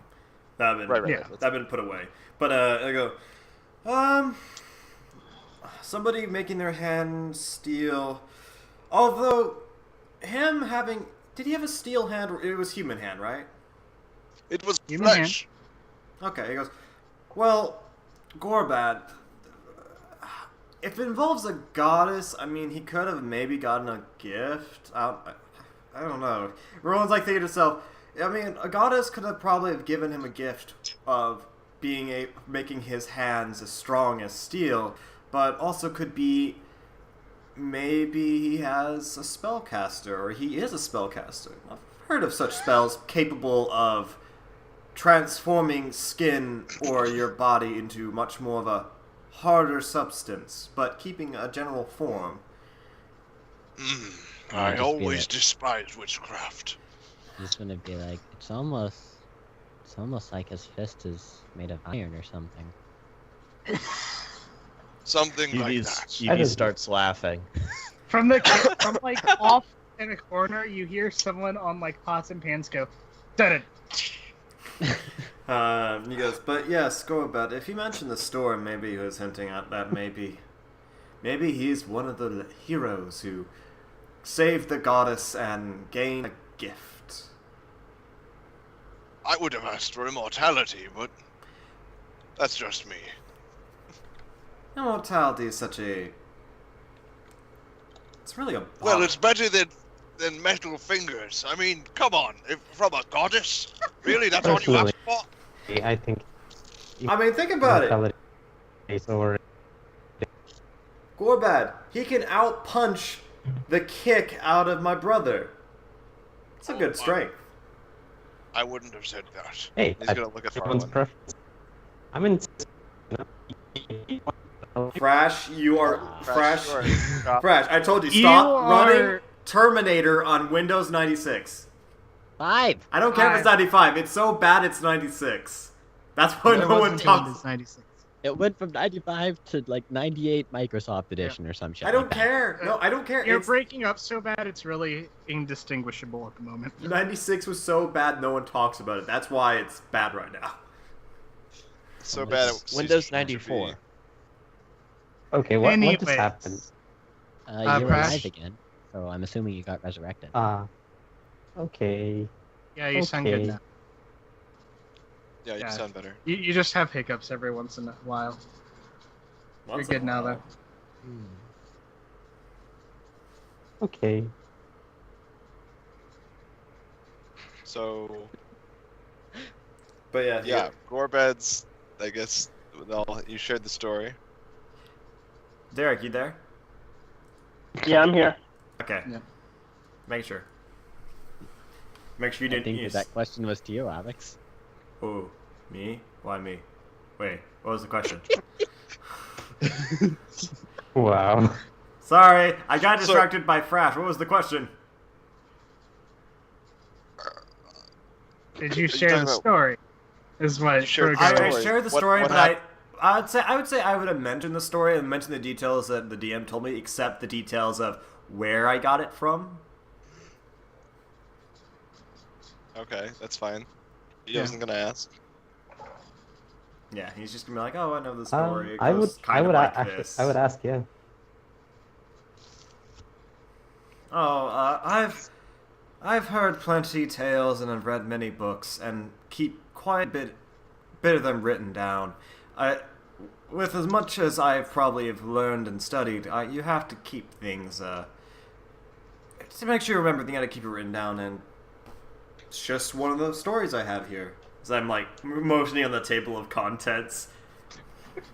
As you remember, I didn't write this down. Uh-oh. And Gorbad's just staring at the whatever he's holding, like, oh, all right. He doesn't seem to know, how to fucking read. And we're working on it. We just got started.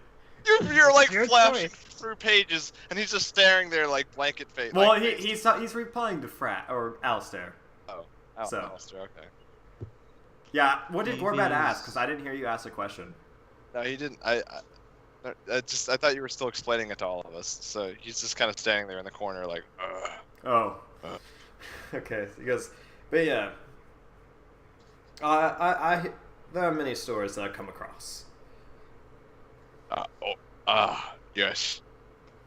Stories. But yes, Gorbad, it is I mostly tell them. it is much of a story that isn't, as it were, set in stone. Would be a good way to explain it to you. It's not a story that's been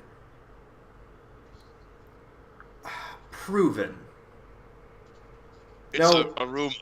Yeah, it's like a rumor, except it's more of what a legend is a rumor that has truth in it, but might be stretched out of I proportion. know what a legend is. I'm not an idiot. Roland stops. He goes, "Okay, I just making sure." Just Elves because I with don't an know how to intelligent read story doesn't thinks mean you know. I don't know what a legend is, Roland. He's kind of If scowling. you hit her, it's all right with me. I looked over, but sorry, it's the drink. Uh-huh. It's the Can I drink have that he's like. You just had one drink, you know. I could use a third, I One think. drink. Evie sort of slips out of their chair, almost falls over, sort of stumbles over to Roland and like leans on him and is like, "You've got a lot of stuff in your book, haven't you? Clothes. You're No. really smart, aren't you?" Oh god, that drink hit hard. I mean, I don't mean to brag, but I like to think I'm a very studious type. And Roland has no like idea. really quickly, Evie sort of just like looks over, still like totally leaning on Roland, looks over at Gorbad, is like, "You're really big, Gorbad. Yes, I am. Muscly. Yes, I am. I look You up. work out." All the time. That's nice. It's All the time nice. starts bench pressing the table.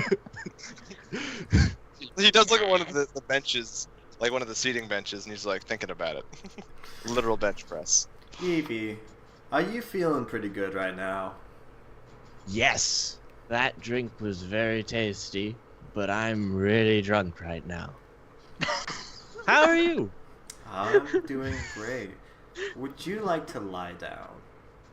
Ooh, are you offering me to lay down? Alistair Evie looks wiggles her- mildly uncomfortable. Evie wiggles her eyebrows at Roland. Hang on, I have to. I have to roll insight. God. Oh my god. I mean, I guess I kind of am. Let me put it this way: if you roll insight, and you roll that low, I have no I'm idea. not gonna even intervene. I'm just gonna. I don't know. She Jack, must he's be passive. she must be technical when she's when he must be technical when he's drunk. I mean, who knows? I mean, it could happen. Yeah. I ritual cast sensors floating disc. Oh, Roland, here in front of everyone? I pull out the blanket and I roll it across the disc, being oblivious. And Evie I- sort of like sachets over to Roland and like places a hand on his arm and is like, "You're so forward." As like Roland's face is starting to turn a bright red. I'm lighting a candle and I'm like, wait a minute. The hand like sort of Can- like drifts up to your neck and sort of like cradles the side of your head. Is like, "You have really pretty hair." Oh. Oh. That's happened in the past week to Roland. Ballin, I think she needs another drink. Oh God, no. Another drink? Is it as tasty as the first one? You know, she might be good. She might have had a bit too much already. You seem to be taking care of the situation, Amy, over there. Roland, are you trying to get me drunk? You know you don't have to. We're both consenting adults, aren't we? Shit! Code red. Roland is definitely red. Roland Yeah. wants to hit his panic shit. button. Do you guys need a room? Maybe I can arrange one for you. I clicked Oh, my it's heels so together 3 nice. times. Realizing, Nothing Fuck! happened. Roland, you know the cup's full of liquid courage for you. So Evie, my servant, one of my servants here will lead you to a private room of sorts, should you and Roland wish to use it. Oh, that's so kind of you. You know, you have nice hair too. You want to join? Oh, no, thank you. No. Oh, come on. It'll be fun. She sort of looks over her shoulder at Gorbet. Is like, you can too, big guy. Oh, no. I don't think a bed will fit all of us. He says, but he smirks. So it's like he knows what's going on. He Yeah. sort of like looks up and is like, oh, it doesn't have to be a bed. There was a time, when was it? Was a year ago, I think. That was fun. What was it? 6 people, I think it was. All Hey, of Roland, you, Roland. except it was- for Evie, noticed Roland kind of slowly slinking off a bit. Evie, you're a bit too drunk to use your passive perception that well, unfortunately. Well, Evie was using Roland as support, so if he's Okay. like untangling himself, Roland- she would fall over. Evie will notice when you start crap. drifting away. So he's like all over me. Crap. Yeah, like leaning on you, like, hey, look at this. I mean, at this point, I guess me, Evie, Roland, and Gorbet are kind of like standing together. No, Roland. You don't need to stand if you don't want. Close to each other. Or close to each other. Not really like together, but close to each other. Yes, Cheyenne. I exist. Yes. I exist. Yes. Evie would look over and be like, I'd ask you too, but Well, no, not for you. you're... No, but Evie would be like, but you're... Maybe in a few years. The years look fun. And smiles at you. And then goes back to sort of like petting Roland's hair. Oh God. Roland, would you like me to carry them back to their room? Roland is kind of frozen, trying to think, what do I do? What do I do? I don't have any countermeasure. Doorman is kind of just holding a hand Roland is pretty much a shade of scarlet right now. out. Okay. He's Evie, Yes, why Gorbet? don't I take you to bed? Ooh. Yes, please. Sort So- of like No. sort of falls off Roland and sort of falls against Gorbad. Gorbad kind of Starts like tracing a finger along his. sweeps the biceps the and knees, stuff. like holding like swamp creatures in the Black Lagoon carry. You know, Princess Carry. Princess Whatever you Carry. call it. I prefer the Black Lagoon. Damn it. Okay, Black Lagoon carry. He is a big green monster. Come on. Anyway, so he's gonna start carrying Evie back to Evie's room. We'll put Evie in bed, tuck Evie in, blow out the candle, and then shut the door because Evie's probably just gonna fall asleep in the warm bed anyway. Well, can I say like since they're already here, can I say that it's quite late? Maybe you can all use one of the guest bedrooms for today. That sounds like a good idea. Gorbad kind of calls back as he's walking out of the room with Evie. As a servant scurries up and it's like, oh, it's This way, sir. This way. Kind of like motioning you away from the direction you are going, and like assuring you a different direction. Sir, it's Thanks this for the way. Thank you. offer, Alistair, but I have business to take care of tonight. I have a different appointment. Hey, different. How many appointments does Roland have? He's busy. He's a busy man. The nighttime dentist. He's off to sell drugs, probably. Barlin, if you're staying the night, I will see you in the morning. Maybe at the Prancing Ogre. All right. Well, I'll see you then, maybe. And Roland will go outside. All right, you go outside. I mean, if you want to take care of the rest of them. Roland's going down the street towards the business district. Oh, do the rest of you want to do anything? That needs to be Evie's roleplay? Passed out in a bed. Basically, Gorbad puts her down and then Tucks her in. tucks her in. As you start walking away, Evie's probably like, "Won't you join me?" And depending on, and probably Gorbad's like, "Oh yes, I'm just going to do something." And Yeah, then pretty much. I just had to just go out, take a leak, and then he 30 just doesn't come seconds back. later, Yeah, Evie's asleep. he locks the door behind him and doesn't come back. Obviously, Such a just jerk. lock from the outside. That'd be kind of weird. You're in prison now. No. So then Corbet's just going to go back to his room. Is he on the first floor or second floor? I forget. Where are they, We're Alistair? at the It's your estate. house. Yeah, This we're at, day, we're The guest bedrooms are always on the ground floor. Oh, sweet. So I'm not gonna be okay. So he's gonna do a quick workout before bed. Oh, Is there any water on near Oh. the estate at all Or bad. outside? What? Gorbad. What? Did you take off Evie's dress? No. Okay. Did you remove the short sword strapped to her leg? Probably. Not. Was it obvious? You would have felt it when you were carrying her. Then yeah, he would have removed it. He didn't Okay. want to- Yeah. Okay. I was. no stabbing yourself in bed. No stabbing, but No, yeah. they he are would've- sleeping in their dress. A nice, So- pretty fancy dress, yes. Yeah. I'm, like tucked in, comfy. It's gonna And, be all wrinkly in the morning. Oh. It's okay. We have prestidigitation. It works wonders. Yeah. The better part of a week to, like, pay someone to iron it, or iron it yourself if you Maybe Iron Fist can do it for us. Oh. Ah, good joke. Anyway, Negative inspiration. disadvantage on my next roll. No. It's just so Gorbad, good. There. So he's gonna. Is there any water on the estate, like a lake or a pond or anything like that?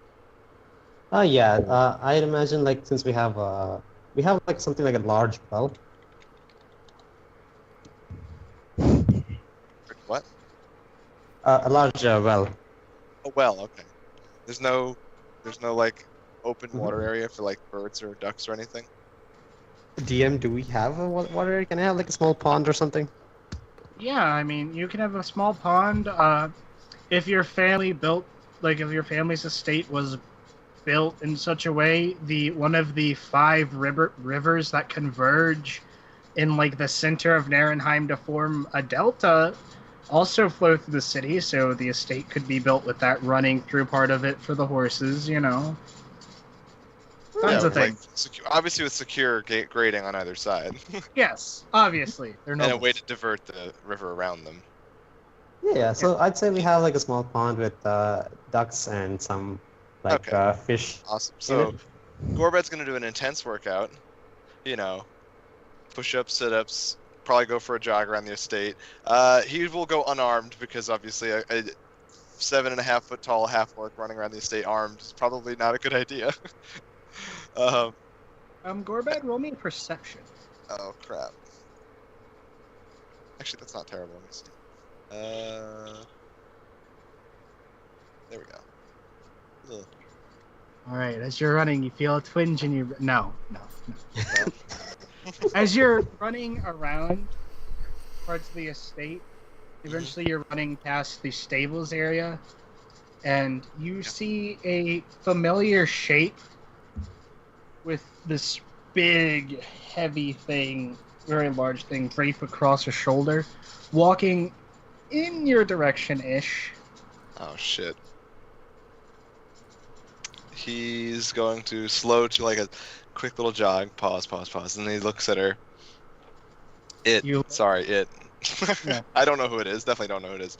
And he's gonna look, and he looks at the stables, and he looks back and he says, "Is that you, Wolf?" And as this figure enters the range of your dark vision, you do not see Wolf, actually. Oh. You see a monster now. Oh crap! You see, Rashid. yes, Rashid. Rashid Okay. does not What have is all the Rashid jewelry. doing here? Rashid doesn't. Rashid is the one with the weaponry and does not wear all the fancy jewelry, but he looks identical to his brother. Still looks. He's the just one as with the exotic. turban, right? Yes, he has a small turban wrapped around his head Yeah. as well. Okay. And he's what you see is you see the head of like a deer Oh, with shit. very large antlers, and you do see like it's wrapped up in something. You can't quite tell because he enters your dark vision, Right. and he's lumbering towards you. You can tell though, since it is grayscale, you can tell that Rashid seems to be bleeding in a couple places. Oh shit! I rush up to Rashid once I realize he's bleeding, and Gorbad's do you gonna... vault over the fence? How tall is the fence? It's tall enough to keep horses in. Yeah, I vault over the fence. All right, fuck yeah, I vault over the fence. What do I? All right, you don't need to roll. It's an easy roll. Oh, It's an easy thing that Gorbad should be able to do. I hope. Oh, I thought you meant like it was like this big tall fence. Okay, so yeah, I vault Well, the fence. it's tall, but like for Gorbad, it's literally grab, Um, hoist fine. over, land. Yeah, he's. a You're big dude. 7 feet tall. Yeah. For like Yumi, it would be okay. Roll me athletics because you're climbing that thing. So yeah, Gorbad climbs over, approaches Rashid, and he's going to immediately. Does the thing have antlers? Yes. He's gonna grab it by one of the antlers and then hold the weight under the other side. It's like rested on his shoulder. He's gonna hoist it off of Rashid, like basically take it from him. And then with his other hand, like once he has it on shoulder, he'll take the hand that's not holding it up, and basically offer to like pretty much carry him too. Yeah, Rashid like will wrap one of his arms around your arm to kind of hold him steady. He's like, and he says, "Thank you, my friend. The beast is a bit more challenging than I anticipated." Oh, I imagine this thing is huge. Heavy. Well, did you go out on your own? Of course. And as you That say, was as we're the job. talking, I'm walking towards obviously the estate where we came, wherever I would think that there'd be like a garrison, I guess. Rashid is Yeah. kind of pointing you in the correct direction, Okay, so I'm leading him towards that. as he's basically leaning against you, Yeah, I figured. stumbling along. Yes, the master. Yeah. Rashid, and he's gonna actually lower the head off of his shoulder, put on the ground, and kind of offer to have him piggyback ride, as he's gonna hold it kind of in front of him instead. You If think would can insist. Gorbad hold it in front of him? Yeah. Like, yeah? You can carry it. It's just very big and awkward and Right. I won't be heavy. going Even full for you, it's kind of speed. I won't heavy. be going full speed, but it gives the guy some rest. Yeah. So Rashid will like climb up over onto you, kind of like arms around your neck like this, and just kind of like yeah, and so he's gonna get up, and I will go as quickly as I think is safe to do so. Of course. Toward wherever he pointed. And as we're walking, I'm like, "So, what? You went out on your own?" Well, yes, I did not want the stable hands getting hurt. Was this thing causing problems? Well, it was killing some of the horses on the Glen estate, and well, Master Glen was gracious enough to hire me to take care of it for him, like I promised I would. Ah, well, you did well, Al. You've done enough. Let me carry you the rest of the way. So, as he's That pointing is and most describing. appreciated. And I actually, Corbett, while I'm carrying him, he's gonna like kind of try and hold most of the weight in one arm as he reaches back and pulls out a water skin and hands it to Rashid. Because he would keep one on his hip. Yeah, it's empty. By the time you get it back, it is empty. Oh, And shit. as you maneuver through the estate, through a couple of gates, some winding passages, and Rashid sees a stable hand in the night. He calls out and kind of does the whole, oi, oi, oi, oi, oi, go get whoever you need to get, whatever. And the little stable boy goes, beep, Bolts right and let's see who he finds. off. Alistair, where are you at the moment? I'd say Oh, I'm just God, thank God. taking a walk somewhere around the estate. Alright, as part way through your walk,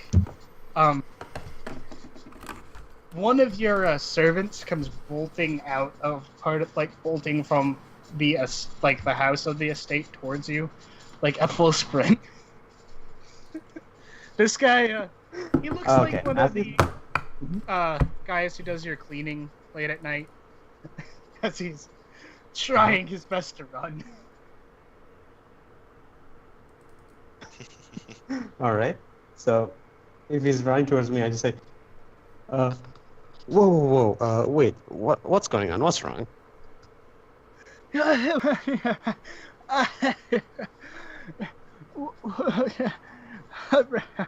As the little halfling kind of gets his breath back, and he's like, Okay. First, take a deep breath, and then breathe out. Deep breath, breathe out. Thank you. Now, tell me, what's wrong? The mercenary your father hired came back. He's quite injured. Oh. I good. could not find Oh, sorry, your not father. good, but Yeah. He's like, he did well, but, he hasn't... you were the first one I could find. Yeah. Yeah, it's your job. very well. Father should be in the main dining hall right now. Go and call him. In the meantime, tell him I'm going to see what I can do. Okay. Little halfling darts I'll off stay again, as fast as his itty bitty legs can carry him. He's kind of portly too, so the little fat halfling running through the estate late at night. Okay. And Alistair's gonna make his way towards, in the direction where the halfling was running from. And you eventually come out and you meet Gorbad with the sand elf that was introduced to you as Sandstorm initially, but Rashid corrected your father and said, Rashid, if you don't mind, the other one was a long time ago. In his words exactly. And a couple stable hands, they look kind of frazzled. They're like, they want to help, but they don't know how, especially because there's this big dude holding this big thing, and they're like, we can take... No, we can't take that from you. It's heavy. Corbett's just gonna Kind keep of holding deal. it for him. Yeah. As you appear on scene. Yeah. Okay, as soon as I see them, I'm just gonna say, Gorbad, what are you doing here? And I thought Rashid was injured or something. He was hunting, I suppose, and I found him while I went for a jog before bed. Yeah, I would you like do to see sleep, that. but Yeah, Rashid is on Gorbag's back, kind of holding on around his neck. He is Yeah. he is drenched in blood, and Gorbad has some of Rashid's blood running down his front at the moment. yeah, Corbett's like, he's in need of aid. Oh, okay. I think he was wounded in this fight against this creature. Big thing, all the creature that's poking out of the wrap is a big deer's head with gigantic antlers with blood covering them. And that is what you see there. Okay. Mhm. Then, in that case, Gorbet, come with me. My father should probably have a look at him. And as we are going, I just want to use my racial ability. I forgot what that is, but essentially it allows me to heal Rashid for 2 hit points. Yeah, Whatever it's, that helps. it's Isomar mini lay on hands because Yeah. you're boss. Yeah, you heal him for 2 hit points. So Very you see a crappy couple. lay on hands, but it's a lay on hands. Gorbad sees. Does he see anything happen when you do that? I mean, you see some of the little wounds on Rashid's face, kind of. There's no like Shut. magical effect that happens when he does that. There's a little bit of like a kind of light, kind of just from Alistair's fingertips, kind of goes into Rashid, gotcha. but it's not a very big thing, especially So Gorbad now. might not have really noticed it. Yeah, you might not even notice it, but it's Okay. like a tiny bit of light. Because I'm still holding him on my back, so it's fine. Yeah, it's not a big magical. I got you. So he's just gonna be like, "Where do you want me to put? Should I carry him to this place?" It's more of a divine light, if that makes any sense.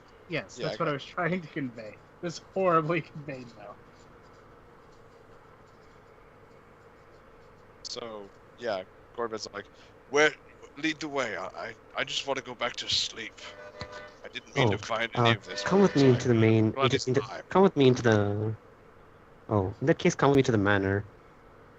And he's gonna Once my follow. father has a look at him, you can be free. My father can probably patch him up in a while. All right. And so he'll follow and bring him to the manor. Alright. Alistair, you lead Gorbad in down a couple hallways. Eventually, you meet your father coming from the dining hall, like in the middle of the hallway. He's kind of fast walking, if you will, and he's like, "This way." Kind of spins on his heel and leads you back into the dining hall, because that is the closest place with something to set things down on. Yeah. And the servants kind of cleaned it bare, and he tells you, Gorbad, to set. He tells you, would you mind,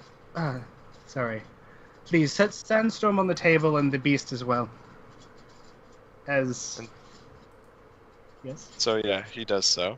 He's gonna lower Rashid onto the table. He's gonna kind of lean back a little so he can get off and sit down, and then he's gonna lower, kind of almost drop the head on the table with a thud. Yep. And as well, it's not just the head; it's an entire Okay, beast. whatever. It's wrapped up. Oh, it is the whole beast. Oh, Yes. okay. So he drops the. Okay, I'm sorry. He drops the beast on the table. Yes. And as soon as Rashid is laid on the table, he's like, "Oh, thank." Rashid's kind of pats you there. He's like, "Thank you." And the master of the Glen household wanders over to Rashid and kind of grabs him a bit, grabs his shoulder, and is like, Are you getting my voices mixed up? Are you alright? As you see this a much bigger divine light than Alistair could produce currently kind of washes over Rashid, as the master Glenn is also getting bandages from a servant, and Rashid kind of sits up and he's like, "Give me that," and starts bandaging himself up. "I don't trust you to do it. You're an omen." Kind of look. Yeah. And as he's patching himself up, he's like, "Well, Master Glenn, I would appreciate my payment. This was the only one of the beasts carrying your herd, if you would." And Alistair's father kind of looks at the thing, and he kind of looks at Rashid like, "Really, a deer?" as he goes and kind of unravels it. And as he does, you see it is the head of a deer on the body of a very big bird with its wings folded, Shit. folded in. Very bloodied. There's slash marks across this entire thing. And so it looks particularly dried out as well. Well, as soon as you're patched up enough to where you won't pass out walking out of here, I will make sure to have your coin. But in the meanwhile, please, rest in one of the guest quarters for the evening. It wouldn't feel right to have you wandering the streets this late in the evening. And then Master Glenn turns to you, Gorban, and says, and you must be one of Alistair's friends. Sorry, it's a bit late. I'm Remio Glenn. It is nice to meet you. Remio. Is that right? Remiel? Remiel, I think. I don't know. Okay. Probably Remiel. It's angelic. So Gorban kind of extends a hand to the man, which is probably not, typical since he's a nobleman, but pirate hunter. Yeah. See that guy? Except That guy. without the halo. Halo's not present. Right, I got you. Yeah. And so Gorban will say, "Well, I'm glad to help, but I am a bit tired, if you'll excuse me." Of course. And he bows, and turns around, and walks out. And he's gonna go find that pond now that he's not only sweaty, but covered in Rashid's blood. Yes. He's gonna go bathe and clean up. Alright. Like some people might hear him if they're like listening because the sound carries over the water. You just hear him like grumbling, "Fuck," as he's trying to scrub the blood out of his his tunic and. Yeah. Poor Gorban. Poor Gorban. Then he's gonna go to sleep. Yep. Sorry, but you stumbled across something, so. That's okay. Alistair, did you want to do anything besides the bit of an interruption, or are you good?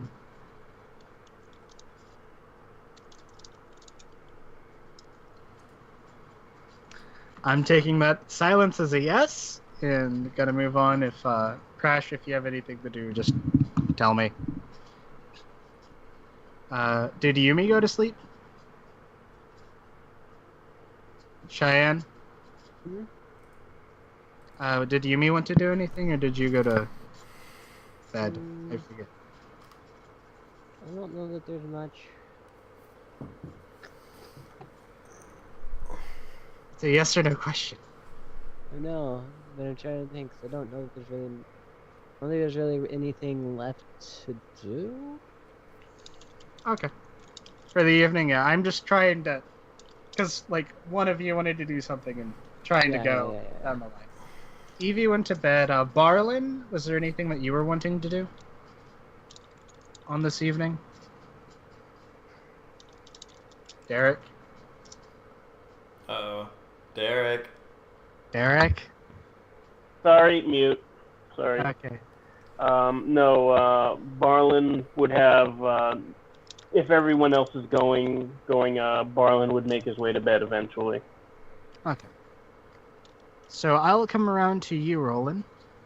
What up? Sorry. No. Wanted to get to you Just later in the order. No. It's just been a long day for me, so I'm just tired. I know. You work. So Roland, you arrive at your destination, wherever that was. What was your destination? The DM needs to know. Business district, back to the prancing ogre, to my shed. You are now a collapsed shed. Yes. Okay. Yeah, you flew into that. Don't forget. No, I didn't forget. Okay. I don't remember how that happened though. Definitely don't remember how that happened.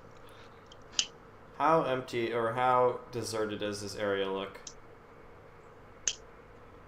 I mean, as deserted as it. Anybody watching? Perception check.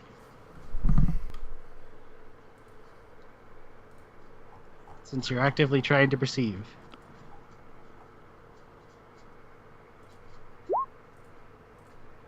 Nope. All no clear. one's watching you. Yeah, it's all clear, man. Goddamn, man.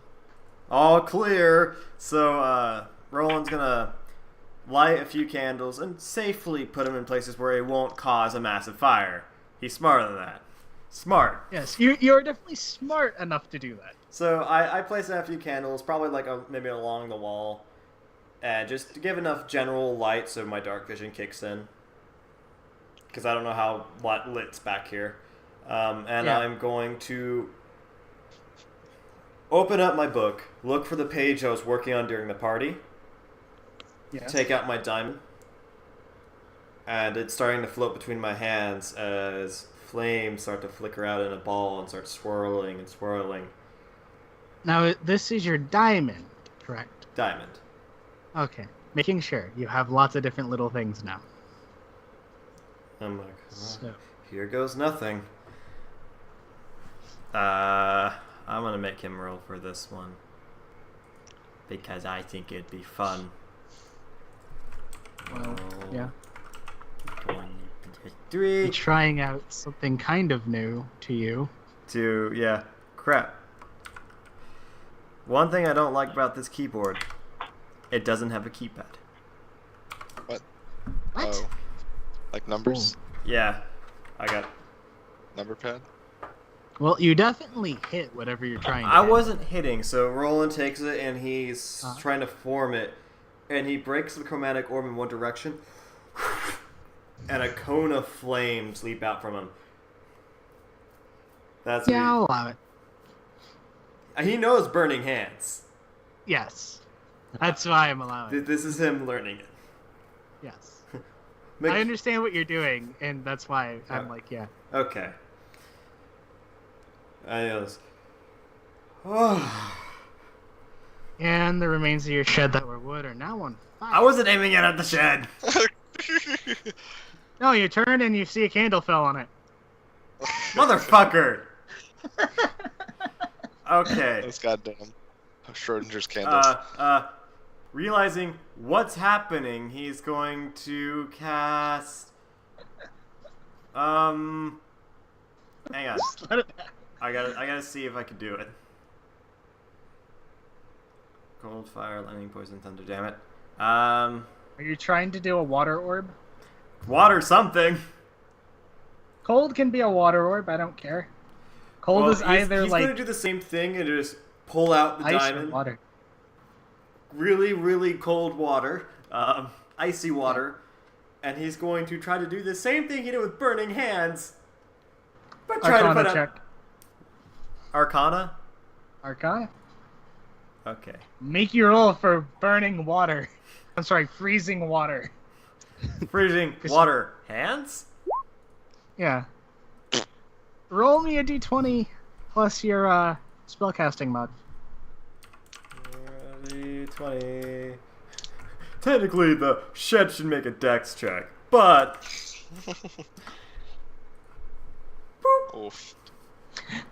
You The try, it shakes, and then the ball surges forward as it would normally, and hits a candle.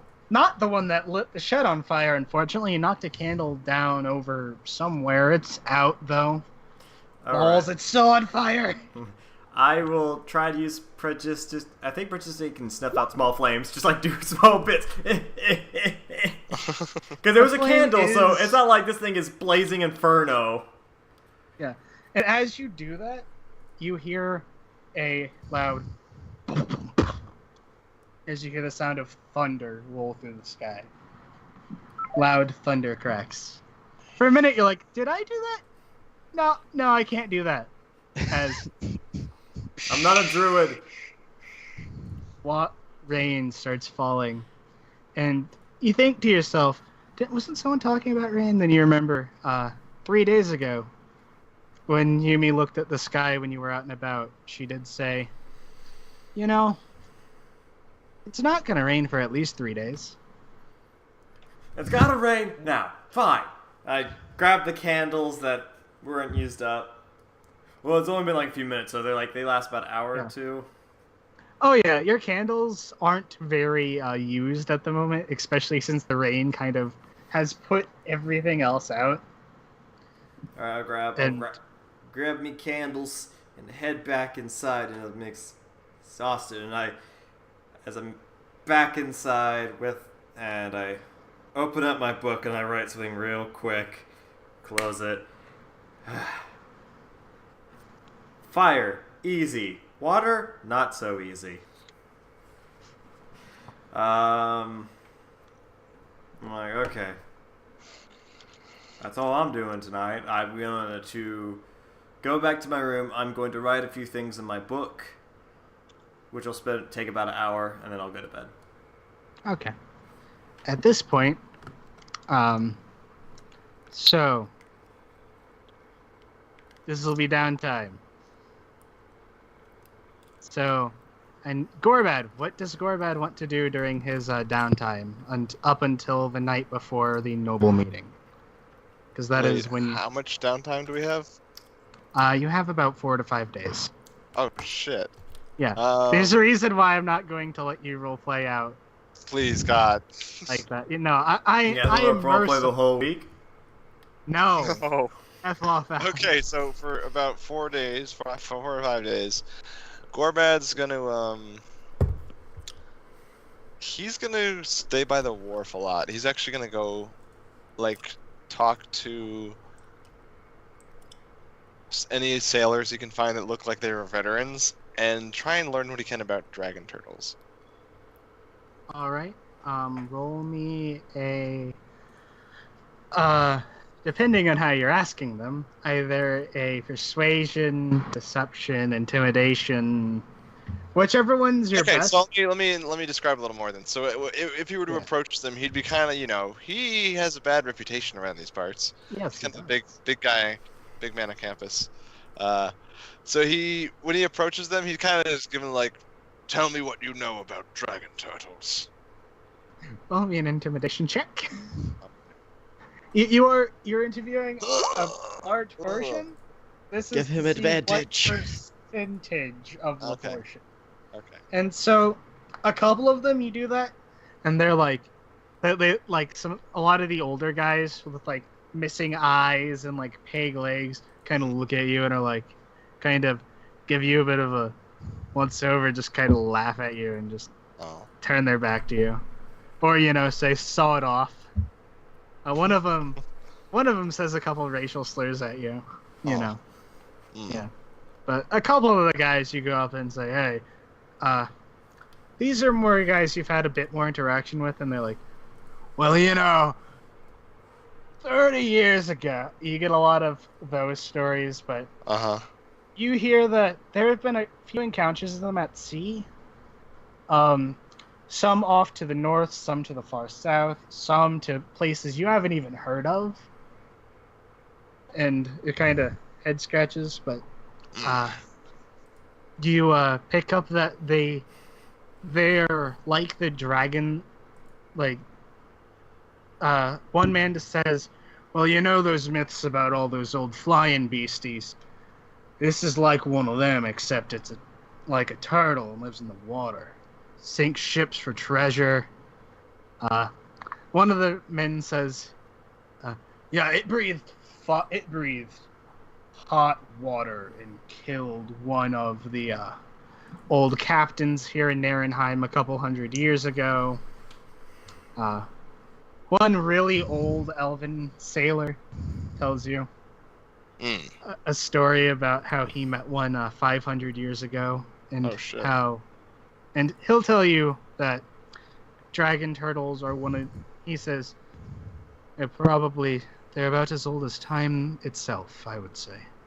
Oh shit. Lots of scattered information. Because you're asking about a freaking myth. Yeah. Okay, that's probably mostly it. Other than that, he's going to be, exercising, working out, probably sparring with anyone who's willing to train, non-lethal fighting. Oh yeah, you're Gotta stay in shape. yeah. And a couple of the guys around the wharf, you definitely show them a thing or two. Your bad reputation might have increased. You're not sure. Do I make any money at all? No. No. Okay, that's fine. No, you're not working for someone. I meant like in fight, like betting on fights. Like I bet it's If you're fast. betting on fights, roll me a d4. Okay. High is good, low is bad. Ah, Oh, you make 20 gold pieces. Oh shit. Good I'll job. take You 20 bet on a pieces. good fight. Myself. Yeah. I got you know, lucky. That's why my reputation is worse now, because people somehow didn't know who I was, or didn't know enough about me, but now they know. Yes. Fuck with so bad. All right, And- let's. Okay, That's about it then. So I don't want to hog the limelight. yeah. Yumi, is there anything you would like to do on downtime?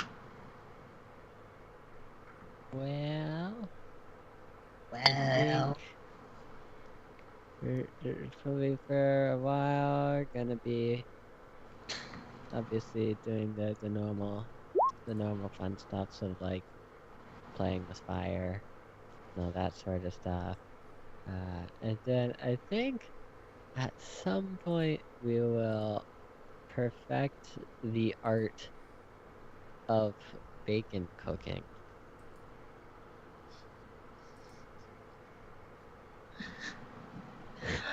Roll me a survival with an intelligence check after it to see if you can learn how to perfect the art of bacon cooking. In your spare time. You know a few cooks that make pretty decent bacon. And then an intelligence check. Yeah, it's hard to find the shit. Yeah. Oh. You're getting there. You know the basic process of how to make bacon. It's just not as good as when someone else makes it for some reason. But you know, it's bacon. Like a couple of the cooks that you know, like the little gnome that frequents Alistair's place, and that one dwarf around the Prancing Ogre. You know, they both tell you that. Well, you know, it's a little bit burnt. Bacon. I mean, what? It's bacon. It's bacon. It's just a little crispier than normal. You can take it however Yumi can take it however You she don't likes. burn bacon. Trust me, I've done it. You can't burn bacon. All right. Shut up. Yumi's trying to cook bacon. Yep. Over her 5 days. Barlin, we did your roles. You now have you working over at at Felix Sparkbolt's gun, the smoking gun. Over the next few days, he manages to teach you a lot about working with guns and with your hands in a way that you haven't really quite experienced before. And you are Sounds romantic. Yeah, and you are now proficient in Tinker's tools. You have your 2 guns, and I will say they function like a pistol from the gunslinger, except 3 shots, because that's how you designed them. Yep. And yeah, and you are also proficient in those. And if you want to use them as a melee, they will count as a D4 kind of improvised bludgeoning. However, Felix did tell you that be careful if you go hitting people with them. There were a few flaws in your design that have made it into it. So your melee attacks also have a misfire, Okay. as the gun isn't as structurally sound as it normally is. Makes sense. Yes. Evie, you and Winifred have had your time on the town. If there's anything else you wanted to do in your downtime, tell me, of course. Just that probably because like the first few days we're just getting to know the city, and then the more later days would be getting more well acquainted and getting introductions into the seedy side. Or I'd like to suggest then, if you don't mind, that at one point on your trips, Evie and Winifred stumble by Gorbat at one of his fights in like a back alley arena kind of thing, and they're Of like, course. "Oh, that's not you." Yeah. So he's Go just like, Gorbad. he's just like grabbing the guy by the throat, picking him up, and looks over at them and waves, and then punches the guy in the face. Most definitely And- bet on Gorbad. Yeah. Oh yeah. And Well, you win some money. Some of my 5 of that 20 goes to them. noted. Sorry. Raven, I would like you to roll a perception check. Okay. This is something totally different than the rolls I made you do last week. Okay. Ah. Barely. I barely noticed something. Yeah. On a few of the earlier days when you're just getting acquainted, out of like the corner of your eye, you swear you see like Amon like somewhere off in the distance, not following you, just about his daily business. There. And just sort of... There. He gets everywhere, that guy. Yeah, he's really everywhere. Because he does And, have a tendency of showing up wherever we go. Yes, and I will ask you, Mhm. throughout your downtime, are you looking to get acquainted with the lock? Yes. And if so, how are you getting acquainted? Because that Um, is actually worth role playing. Yeah. It's the sort of, like...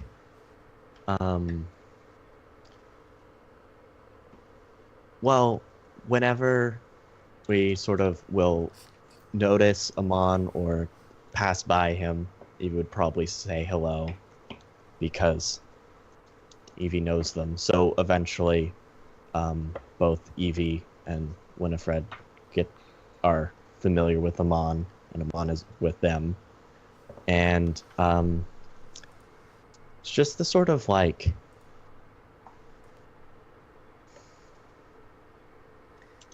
Like, when you are in those areas of town, you sort of, for long enough, you kind of notice which people are the sort of more, like... It would probably be that, like, Winifred would be the one doing more of the sort of introductions, because she's the one who actually knows Thieves' Cant. Yeah. So, like, she'd, like, pick out people and then start conversations with them. And just eventually sort of, like, have conversation with pickpockets and, sort of just talk and flirt with muscle thugs and just sort of, like, hang around. Like, pretty much asking, who do I need to talk to, where do I need to go, sort of deal. Well, at first, it's just becoming familiar, because you don't want to Yeah. seem pushy. You don't want to be like, how do I get into this? How do I get into this? How You do I just get wanna into this? become You're not gonna get those familiar so people people are used to seeing you around and sort of making friends with people, and then, like, oh, you do that? I do that too, and sort of thing. It's like maybe having some pickpocketing competitions with some of the pickpockets. Like, go through a street, how much can you make going through one street? Sort of Does competitions. Evie partake in any of those shenanigans? Or Yes, that's both Evie and Winifred. Please roll me a sleight of hand for Evie. You impress some of the more, some of the guys who look like they're younger, but some of the older guys kind of, they tell you got a bit of talent, but they don't seem to let on how good you are. But you think you're pretty darn good. You lifted some coin.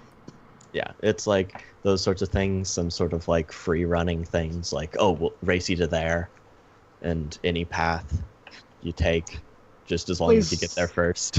Yeah, for my sake, roll me an acrobatics. Okay. You're decent at these skills, so it's not too Yeah. bad. Yeah. You keep up with most of them. Yeah. It's the sort of So- thing, it's like just getting to know people and stuff, and then, like, Rubbing elbows. and if the conversation shifts to that direction, being like, sort of like, oh yeah, we were in wherever, and like, we were in that city, and like, we became familiar with the group there and stuff, and it's like, do you have something like that here? Do you have some sort of guild or something here, sort of thing, and like, getting to know what's going on. And yeah. And when those questions arise, the one of the muscle thugs, you know him as well, he doesn't seem to do this a whole lot, and he's told you this is kind of a side thing for now, but he knows a bit of where to go. His name is Jack Carpenter. He doesn't look very muscular, but he has like a hatchet strapped to him. He looks like a woodcutter's son, and he's basically, after getting familiar with him, he says, well, I've just been kind of doing this to make some money because my dad is ill and I need to get medicine for him back in, and he tells you a village that you're not quite familiar with outside of Torek. He doesn't give you a concrete name because he knows who he's dealing with and he doesn't know if you're the type to follow him back home. Yeah. And you do recognize him from somewhere, and when you think about it hard enough, he was one of those people with part of the merchant caravan that you guys saved from Exilus. Well, out there with Exilus, and when you guys came back out, he was gone after you had your meeting, and he's here, and you're talking about where do I need to go. He says, well,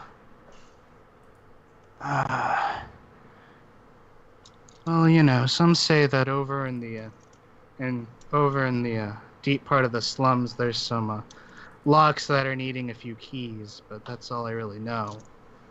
It's down by the old gargoyle statue. And you know that as a very familiar location, as Amanda's taking you to that spot. Yeah. Before. It's like, oh, there. And that's all he'll give you on that subject. Okay. And if you pry around a bit more with him, he kind of is like, I'm kind of working, and yeah. He does give you a name. He gives you the name of Shark as someone you want to talk to, but you don't know who that is. You don't know if it's a code name or not, so. Yeah. It's like a lot of people use a lot of names in that world. No, just talk to a shark you find in the water. Hello, shark? Hello? Oh, God. So, yeah. Do you and Winifred press any further into the matter? Probably not with him. No, I mean like... Yeah, but in like... general. Are you talking to people? Are you going to the place? What are you doing? Probably would go to the place. Okay. Are you looking to open it back up? You saw Mon do it once before. Yeah, but... like...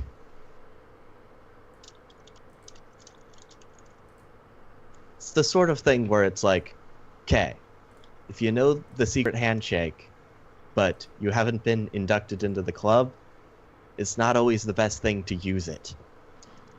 Yeah, but you also know that you haven't been getting a whole lot of places with talking. Yeah.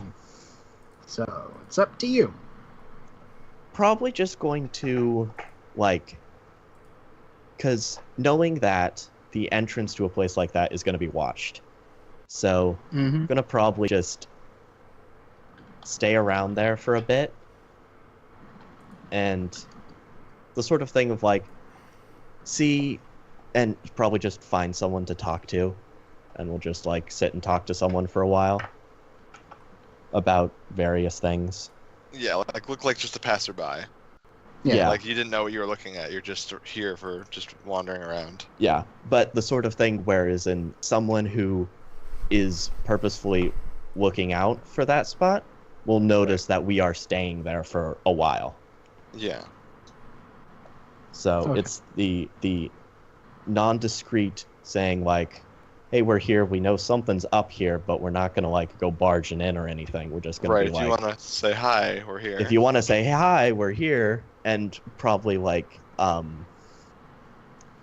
Winifred would probably use Thieves' Cant to just like while we're sitting, like probably put a sort of like mark on a doorway we're sitting in that's like looking for introduction type thing, and just sort Yeah. of where we're sitting while talking and And- such. Yeah, and as you and Winifred kind of hang about, being Yeah. conspicuous, you see a couple people go into the alleyway, don't come back for a while.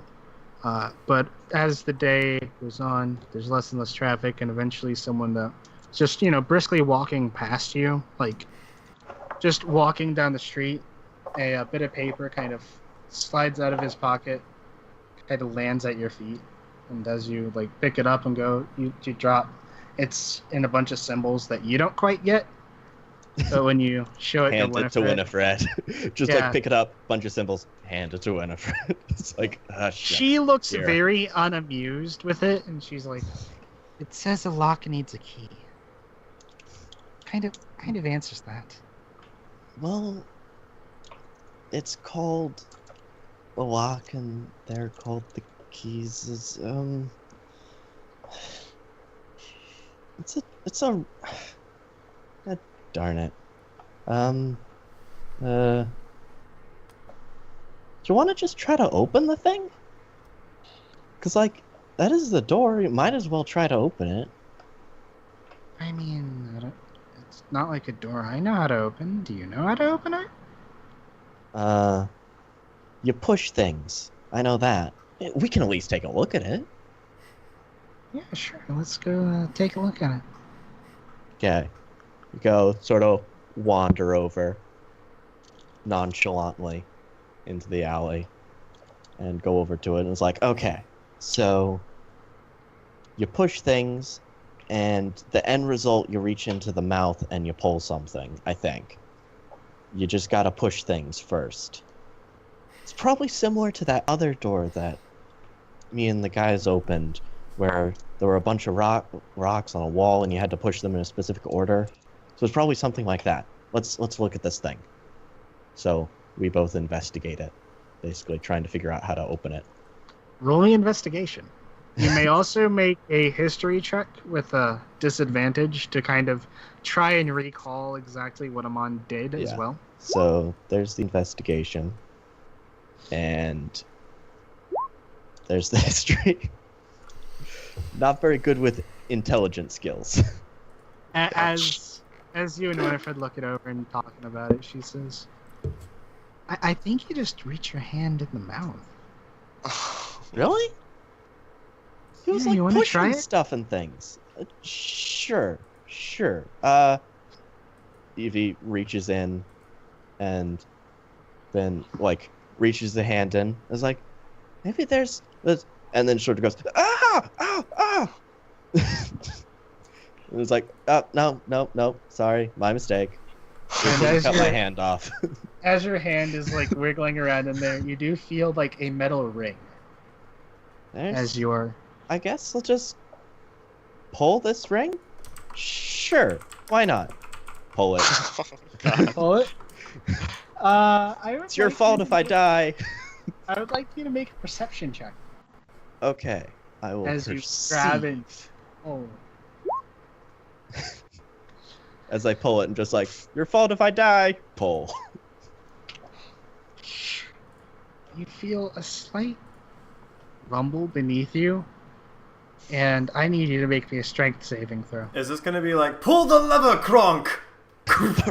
Ah! As you pull You need- this ring and get it towards the front of the stone gargoyle's mouth, you feel a slight shake, and then the ground beneath you drops like to the side, and Winifred just falls like, ah! And you have a strength saving throw to hold on to the ring and like climb up onto something if you want, or you can fail and drop or choose to drop as well.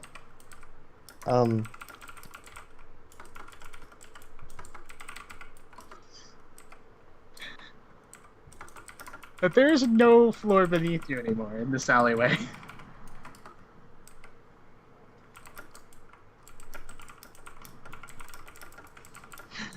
Alex, how'd you know where I needed to go with this?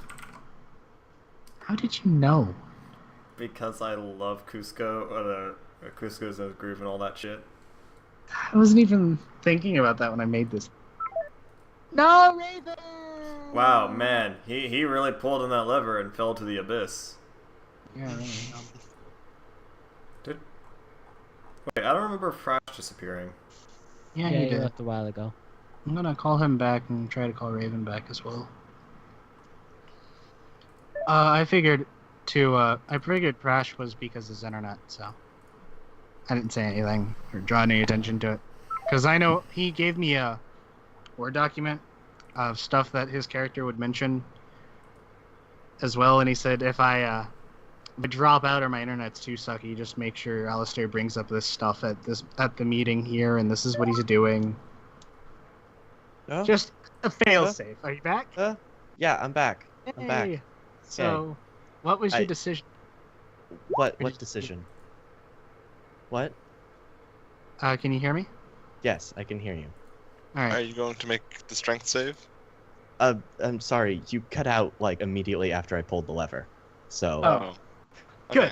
Good. You pull. Well, it's not really a lever. It's like this ring, and you pull it.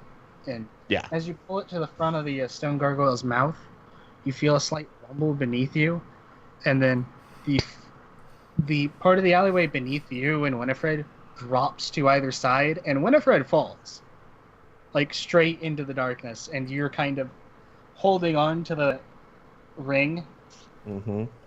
and you have a strength save. And if you make the strength save, you can climb up onto the statue to not fall in, or you can let go if you choose. Okay. If you're just like, oh, she went, I better You go. basically did the whole pull the lever, Kronk. Ah! And as you're trying to hold on, you fingers start slipping. You go to grab the mouth of the gargoyle as more support, and then you realize it's closing. What? Nope. And your hands slip. No, it is kind of funny because Raven is the boy and Yzma is the girl, so Winifred. So it kind of fits perfectly. And as soon as you start falling, Evie, Mm-hmm.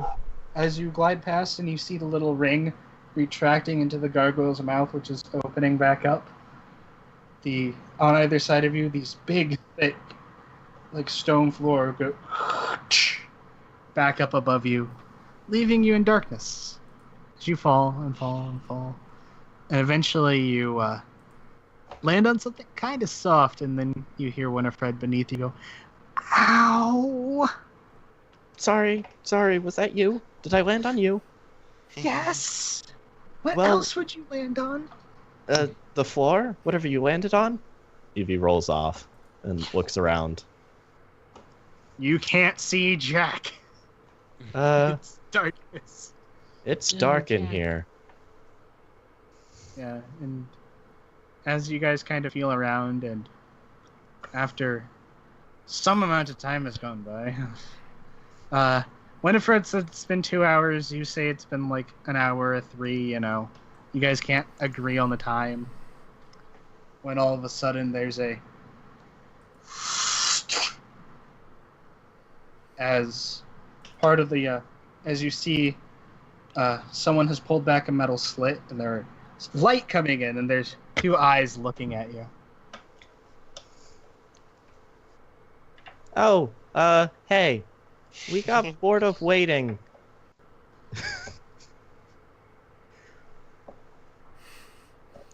Waiting for what? I don't know.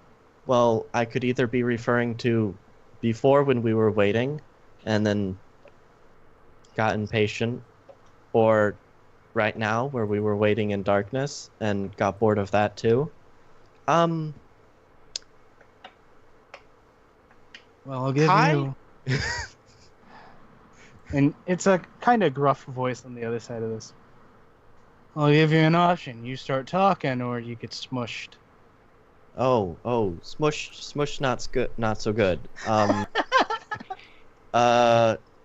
Hey, I'm Evie. It's Winifred. Winna, I call her Winna. She's my sister. Yeah, so... Ooh, we've kind of been looking for an introduction in this area, and we got bored. And then, well, she said pull the lever. I wasn't sure, and we're down here now. What's up with you? Uh-huh. The thing slides back closed. And Does this mean crushing? Because crushing isn't good. you hear the sound of some sort of mechanical contraption being pulled on the other end. I think that meant crushing. I think it's crushing. You have any ideas?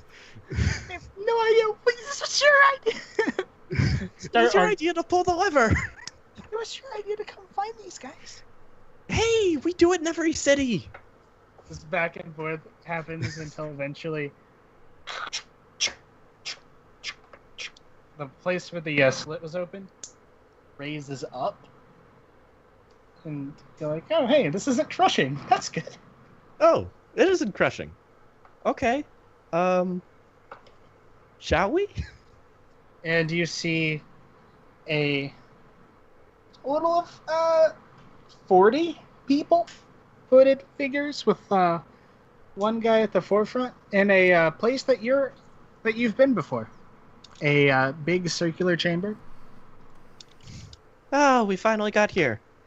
Yeah, you're not quite where the entranceway was, but Yeah, but got to the main cistern part. yeah, somehow. Yay, we're here. Hi, guys. And you hear a couple of exchanges of voices.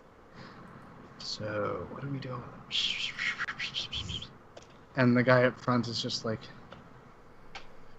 "Who are you there?" Me or her? He's looking away from me. He's like, "Shut up, Oh, okay. you! Get shocked down here." He's kind of looking around the other hooded figures, and he's kind of thinking to himself, like, who do I need to get these guys where I want them to go, as the DM looks into his NPC hole. Why'd you... He's like whispering to Winifred. They're whispering back and forth. It's like, why are they all wearing hoods? It's like... I guess like maybe it's to like hide their faces or something, but... Like, why would they be hiding their faces? If they don't want us to see their faces, they could just kill us. And then we wouldn't have remembered anything because we'd be dead. And if they wanted us to see their faces or didn't care, then why do they even bother with hoods? And at this point, he kind of looks back. The dude kind of looks back at you and says, "Look, I said shut up. I wasn't talking to you." If you And then keep goes talking." quiet. Yeah, he says and what he starts to say is, if you keep talking, a couple of figures, you see a bit of shiny being drawn from their sleeves. And he looks and says, "Wait, Brogan, Dust, help me cart them into the room. Rest of you keep an eye out." As a big, burly-looking hooded figure and a very small one kind of rush up, and a big guy comes behind you and Winifred, basically one hand to grab both. Like, one hand grabs both your arms in your wrists behind your back, the other Winifred's, and just kind of starts shoving you along. Not too nicely, I might add. Sort of leans over and quietly whispers, "I think this is probably the roughest introduction we've had yet."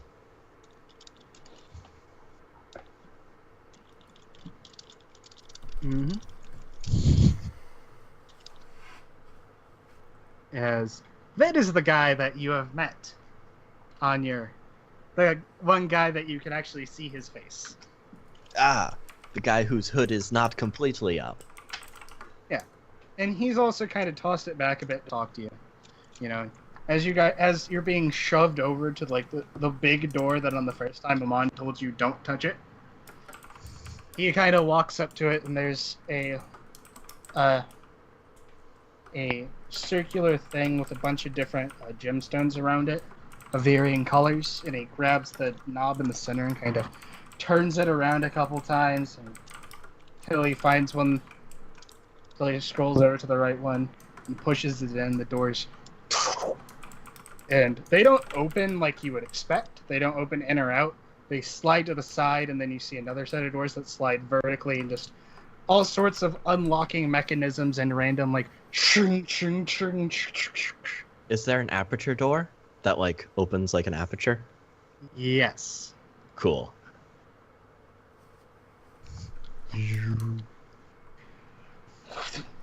And you eventually get shoved down this long hallway of opening doors that are closing behind the 5 people that are ushered in.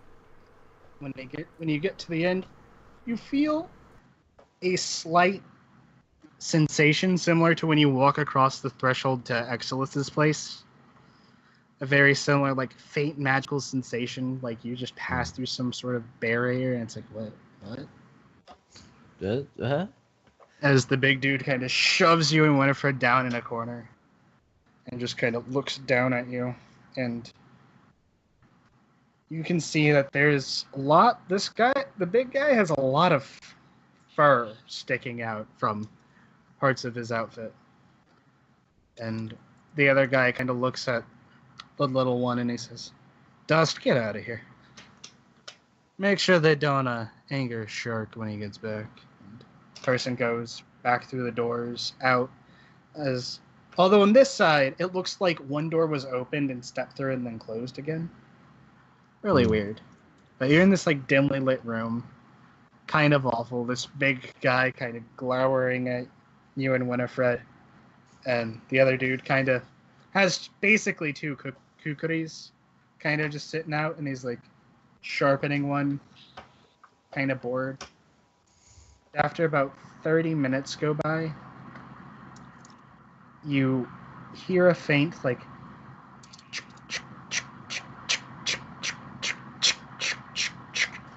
and as the dude kind of looks over, and you and Winifred look over, in the corner of the room, you see this reddish light start to pour up from the floor, and flames start to flicker on stone wall and floor and ceiling, mind you, kind of starting to billow out from this area. And the dude kind of rolls off the chair he was on with weapons in hand because he's freaked out by this. And you hear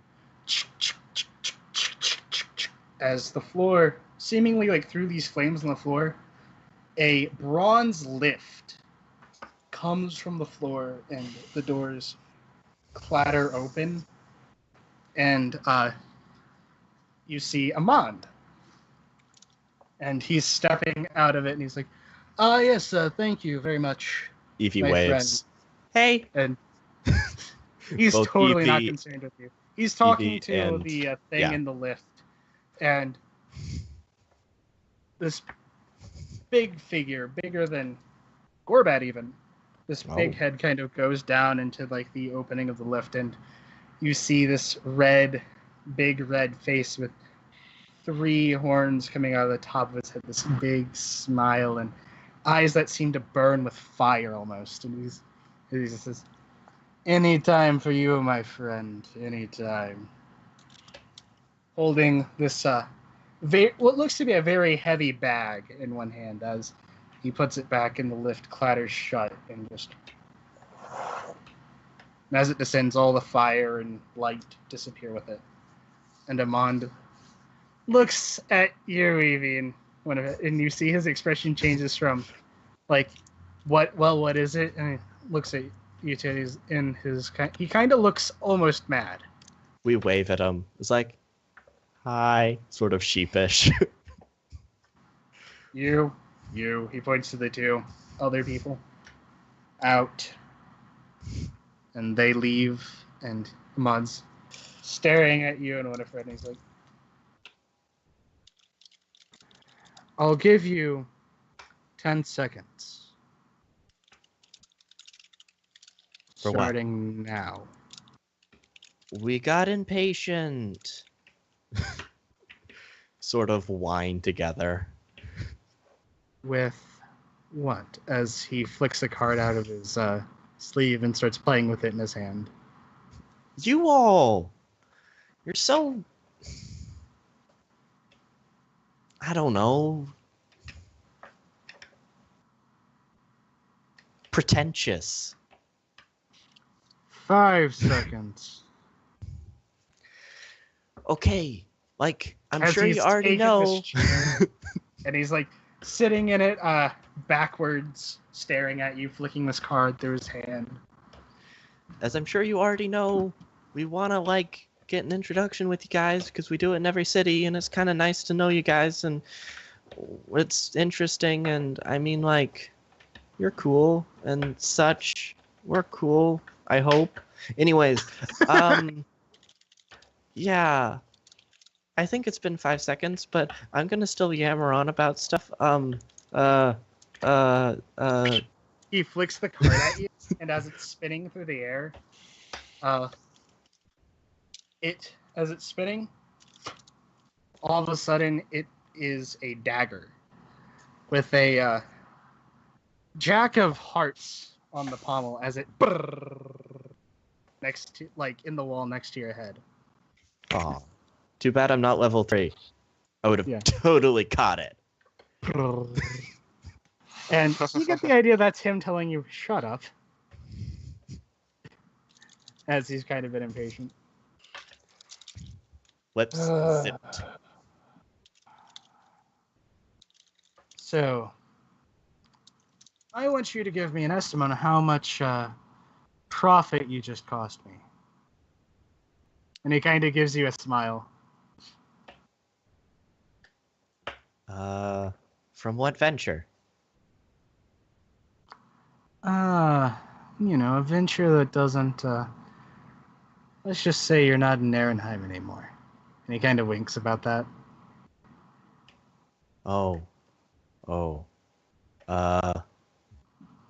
Gonna guess a decent amount? Sort of like, 10,000 gold, and in the form of 5 well-cut rubies, 5 well-cut diamonds, 3 well-cut sapphires, and 2 extraordinarily fine-cut emeralds. That's a lot. To a being I utterly despise. Sort of like Winna and Evie sort of look at each other's like, maybe we didn't have the best timing.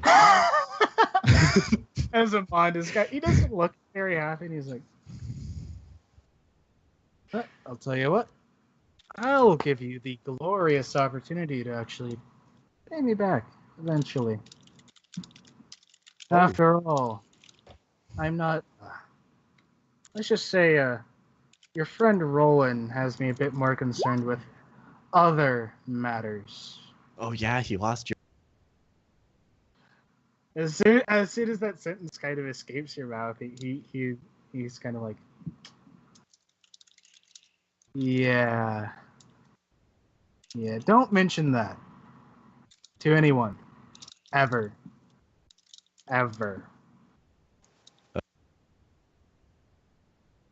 Seriously, I hate taking the elevator and the boat. And Help. Help. don't make the door. So, you two are in, but I'm keeping eyes on you. Now get out of my face. As he points to the door. And then he flicks a silver coin in your direction. Hello? We can't hear you, Evie. Okay. Oh, now Yeah. we can. You good got- now? No! Cut out again. As we Roll. bored Cheyenne to the point of sleep. Can you hear me? Yes. No. Yeah, now I can hear you. Okay. Yeah. Yeah, you guys cut out for me too, I guess. I Oh. died. But yeah. Yeah. So, I haven't heard anything past... Cheyenne.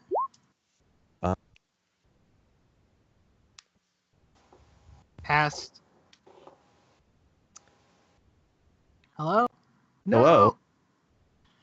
Haven't heard anything past. It's like Evie seems to only be able to talk while we're talking. That's so weird. Yeah,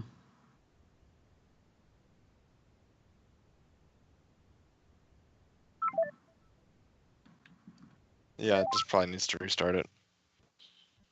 Hello? Okay, we're good. Okay. Yeah. What haven't you heard?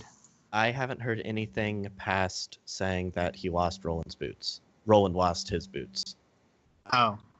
When you said that, Amon, his face all of a sudden, like, flickered with anger. And you would notice that his coat seemed to get a lot heavier. And he looks at you and he says, "Don't talk about that to anyone. Ever. Ever. Now, I'll allow you to join and start making up the debt you owe me." And then he kind of points to the door and says, "Now get out." As he flicks to both of you a silver coin, which both of you easily catch. And it looks like a silver coin, except it has, on both sides, it has a playing card embedded into it. Like, not an actual playing card, but like a playing card symbol. And as the two of you leave... Darn it. Hello? Hello? Raven?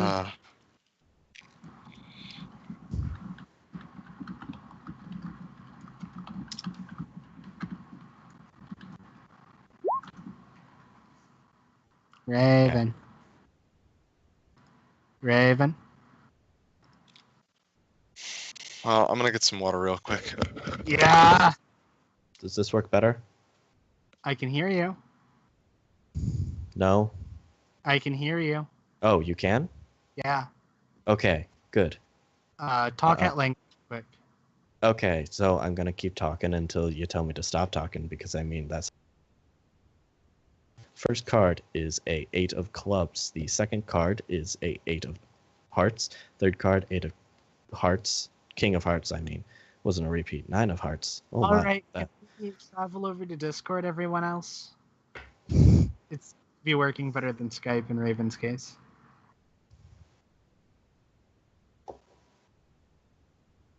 We're moving Alex? over to Discord. Yes. Okay. Discord. It works better. Yay. Damn it, now I have to re-up the Discord.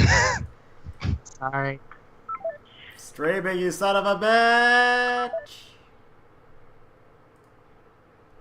Un momento, por favor. We are having some technical difficulties. Please wait.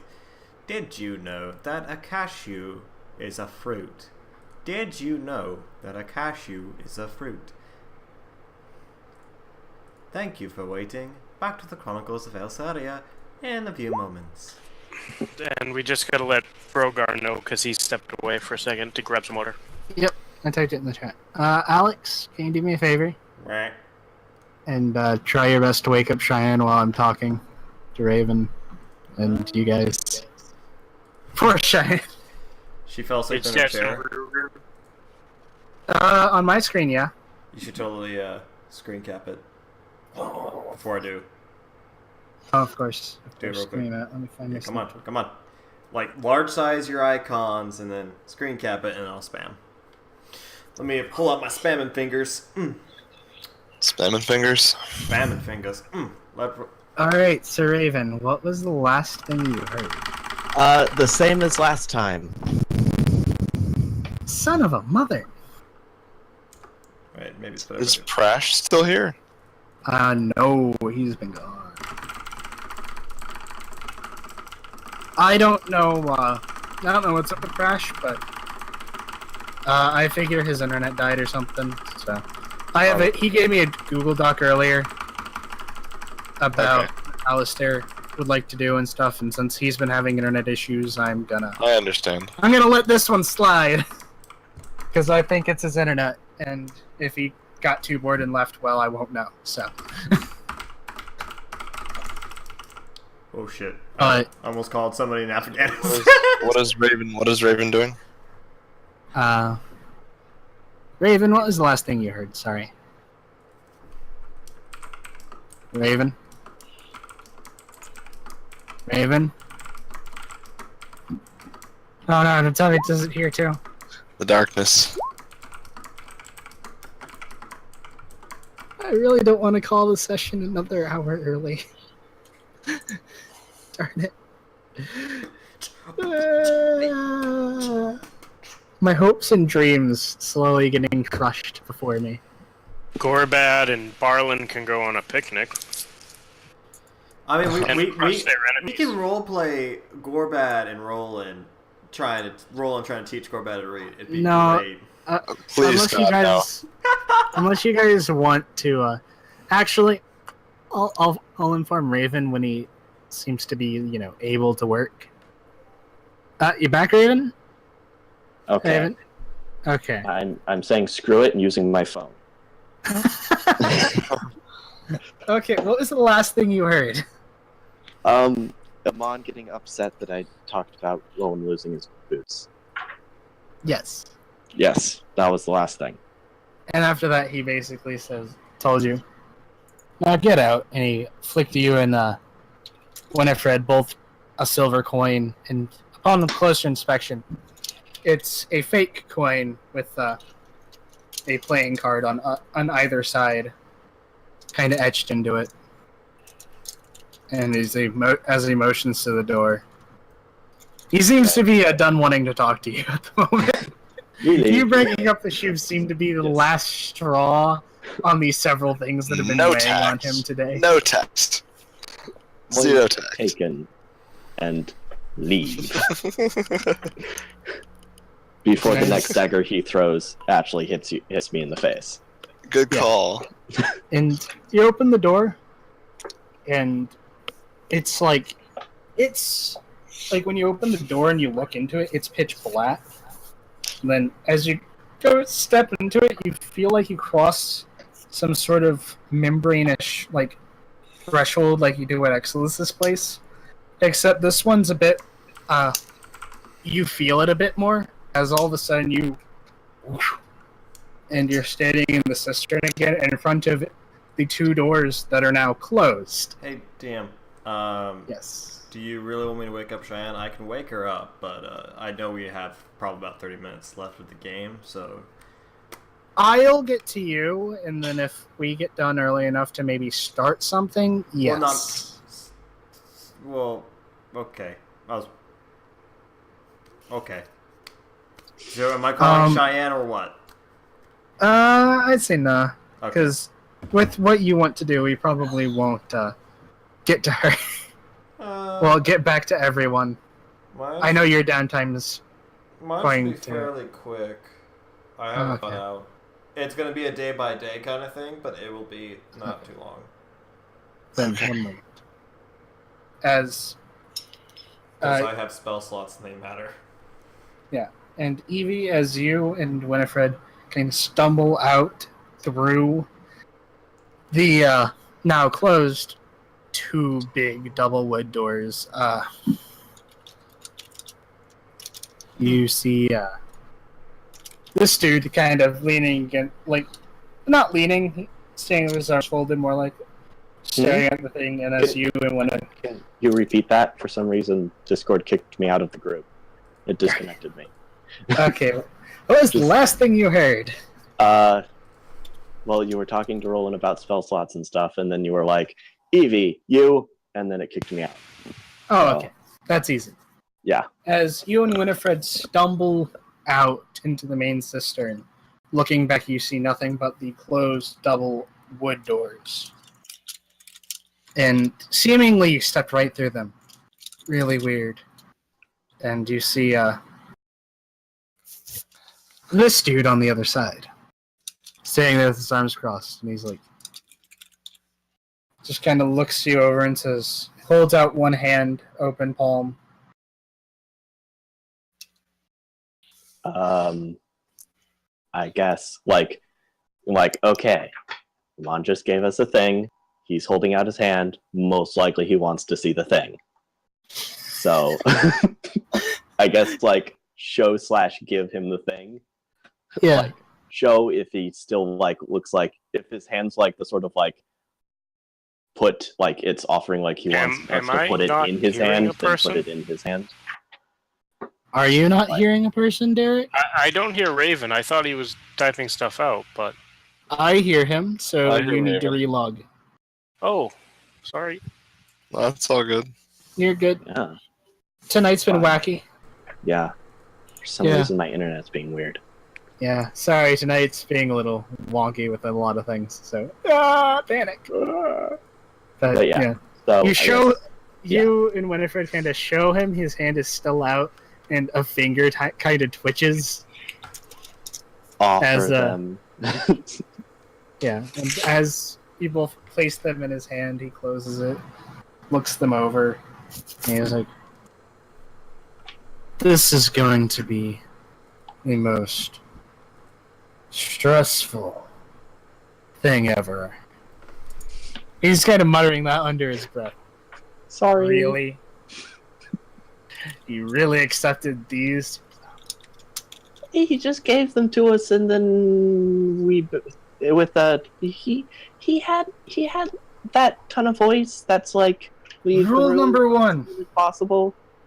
stop yammering. Sorry. I talk Thank when I'm you. nervous. Don't do that. You're right. It's really Bad bad idea. in this line of work. Yeah, I know. They keep Well- telling me that.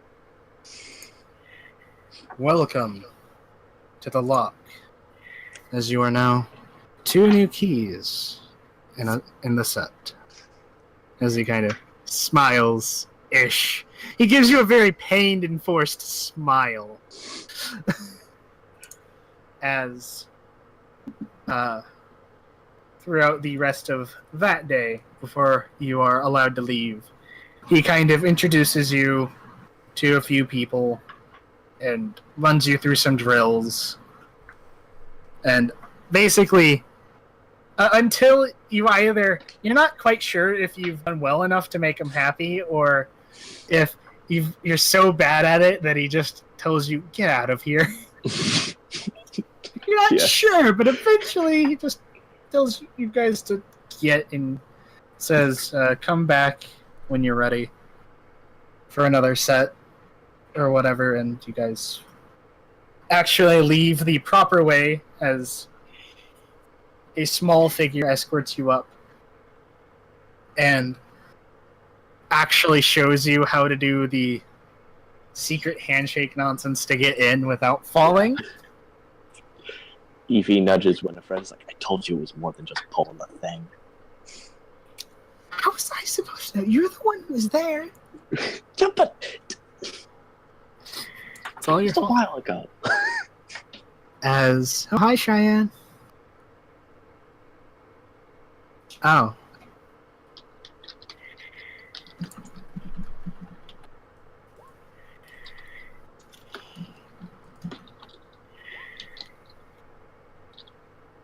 Cheyenne looks particularly tired. Anyways, as the camera shifts over to Roll and Battle Brew for the downtime. Okay. Let's make this What easy. would you like to do? Sweet and simple. After the night of practicing on the first day, On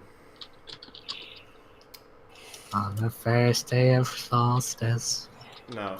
Paladin gave to me. I go down to the store for names are hard to remember. Maverick.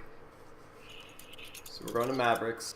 I will, come in fairly early. I got some good sleep in, and basically move over. I'm remodeling this place. I'm cleaning.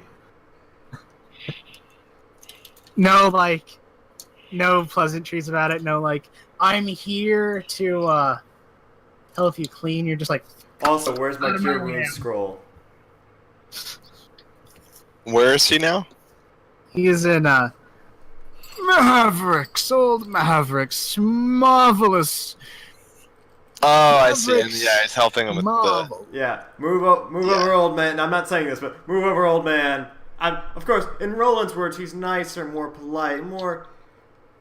But you know, the translation is move over. I'm gonna show you how you take care of a store. And second, where's my scroll?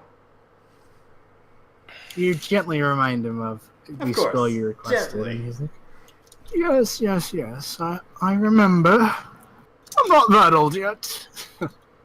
Gives you a weak, hearty laugh, and you're probably just like, I don't know how you take that, actually. You look as spry as a 21-year-old going out drinking for the first time. He kind of gives you a chuckle at that, and how much time are you sinking into cleaning up the place? Seeing how Gorbad disappeared, I'm not sure where he went. I was like, well, maybe I'll see him later tonight for his lessons. After all, he's got to come back to the Prancing Ogre, probably for food and drink. It's a good way to catch him. How to catch a Gorbad. Yeah, how to catch a Gorbad. He's going to... Send someone outside banging on a stein, yelling, "Hey! Free food and ale. No, I don't say that because other people will show up. Oh, yeah. Gorbad dinner. So I'm going to be spending probably at more than 8 hours just taking books, cleaning them up, undusting. I'm going to see, while I'm looking like the first few hours, see if I can find a scroll of Unseen Servant. 3 investigation checks. Motherfucker, I'll do it. Do it.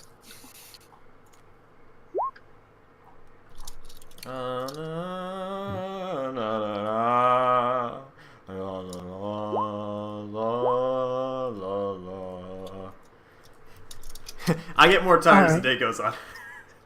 Yeah. As you are cleaning, and it is a tiring process, because, like, after you clean up an area, you turn around to clean up another, you turn back. Did you seriously put books under a bucket full of... I don't even know what this is, but it's liquid. Good. Oh my god. Yeah, as you clean, you find layers under the layers that you've cleaned. Like, at one point, you actually, like, clean up something, look at something, turn back around and realize that's not floor, that is literally books covered in dust. Is this...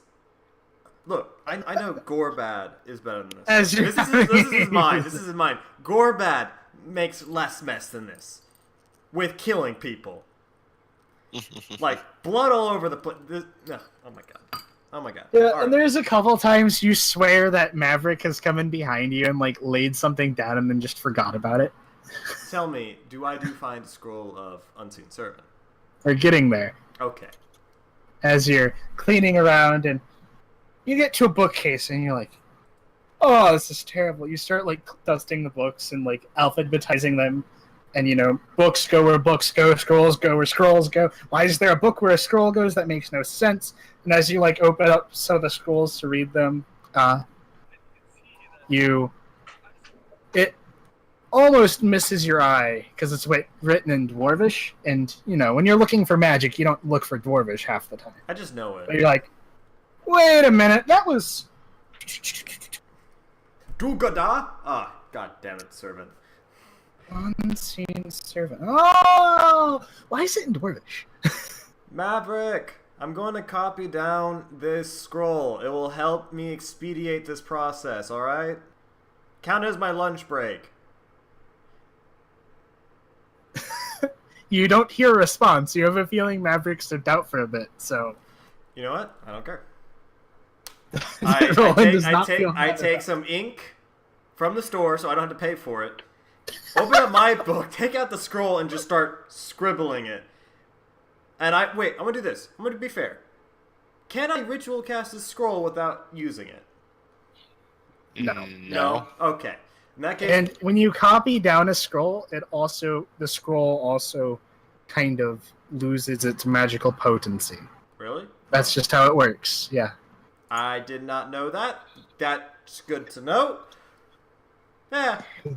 Put it on my tab. Yeah. So You know, I will you use. give this guy some business. Yeah, you also just helped spend like 3 days but cleaning up the shop. This is not me. This is first day. Still like doing okay. it. I get Unseen Servant. I will copy into my book. I will ritual cast Unseen Servant, and basically start giving commands. I want you to take these books. I want you to like stack them here. Take these scrolls, go over here. Make sure that they're dusted. You know, start organizing things and make sure. Yeah, a liquid's couple still times you have to recast Unseen Servant because yeah. you end up confusing it, and it's kind of like a Roomba just starts spinning in circles. It's telling it go here, go here, Oh, go this here. spell's And you're gonna like, take forever to get used to. oh, he has a backlog of things to do. Oh no, what have I done? All right, I will spend. Let's see. If I woke up, we went to bed about 7, 3, 5. Yeah, about 10 to 12 hours in the store, cleaning it. Just doing that all day, cleaning it and setting it up. And I will say, you managed to clean the front of the store and make it look nice and presentable. Alphabetically, In doing so, chronologically, neat. yeah, and to the extent you were going, you overworked yourself. You have a point exhaustion as you have just over you thought your training to initially learn magic was bad. Oh, cleaning, the worst enemy of yours. Alright. Suffer 1 point of exhaustion. Does he give me Because my scroll of that- cure wounds? He tells you, I will send something to you in a couple of days God, for your payment. And do you take it that he probably can't write one himself, so he's probably going to have to go bother someone if he's actually going to give that to you. Nah, no. I figured he'd have it done already. God. But no. He's an old man. I know, I expect too much out of him. So after that, after I spend a long day And cleaning that bloody store. As you're leaving the shop, you do see him come out of the back of a stack of books, and he's like, and he just kind of sets them down on the floor. No. I will burn your store if you make a mess in one night. You either put them back alphabetically and chronologically, or I will burn down the store. There will be so much fire. And Maverick looks up at you, like, kind of like a kid who got his hand caught in a cookie jar, and he's like, I was just setting them down for a little bit. You It's did okay, that at least 5 times, and you never deal with it. Okay. And he starts, like, putting them on the shelves nice and neat. I watch him put that pile up. After he's done, I nod, I close the door and go back to the prancing ogre. Find Gorbad. As you are exhausted. Roland's got work to do. He's got to keep going. He's going to eat food and drink with Gorbad. He's going to do a lesson. You know, all right, Gorbad, which one was A? Which one was B? Which one was C? Poor Gorbad. Yeah, Gorbat's just like, and he points at A without grunting, and B and C seems to be catching on slowly, but Okay. yeah. And, Shapes are fine. It's making them make meaning is the hard part. And Roland, I will say you take a point of psychic damage from from trying to, like, just from the sheer mental strain, and, like, you can't comprehend why. Gorbat's having trouble. Yeah, you're very intelligent, so much that it's kind of hard to figure out why, and the Roland- mental strain of teaching just kind of hurts. Roland actually finds it slightly charming for Gorbad. Yeah, Endearing. it still hurts. It hurts. It hurts to teach, but it's kind of, he kind of finds it charming. But he goes, "How's your day, Gorbad?" Well, I've been trying to learn what I can about dragon turtles and fighting. Been very busy. Dragon turtles. Dragon turtles. Roland looks into his book what he has on dragon turtles. I imagine he probably has a little bit, but I don't know how much he would say. In his studies, DM, how much would Roland know about dragon turtles? You know very little. You know that... Should I roll a check, or...? I'm giving you the general knowledge first. Okay. And then you can roll to see if you remember anything else. But What kind of check, just to get it out of the way? History. Gotcha.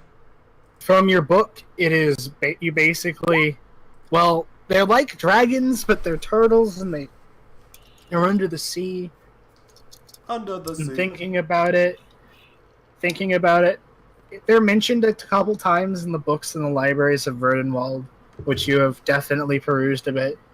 And from an elvish perspective, you know that dragon turtles... Elves, to some of the other races, elves live long. There's a famous elven author who basically, his work, he published a story on dragon turtles. It's very much mythological in a sense, and a lot of elves feel like he was stretching the truth, but the whole concept of it is, we might be old, but the dragon turtles are, from an elvish perspective, they seem to be older than time itself. Well, go about in Velsaria. I basically do the whole dragon. It's like, you know, if a dragon was to swim and be a turtle. You know, it's basically just the whole. I do the whole describing the dragon turtles, but he's just staring at you like you really think I'm a fucking idiot. No. You? He doesn't know your intelligence. He's yet to like pinpoint where are you. Okay, well, if he has any ability of insight, he's going to realize that Gorbat is getting frustrated.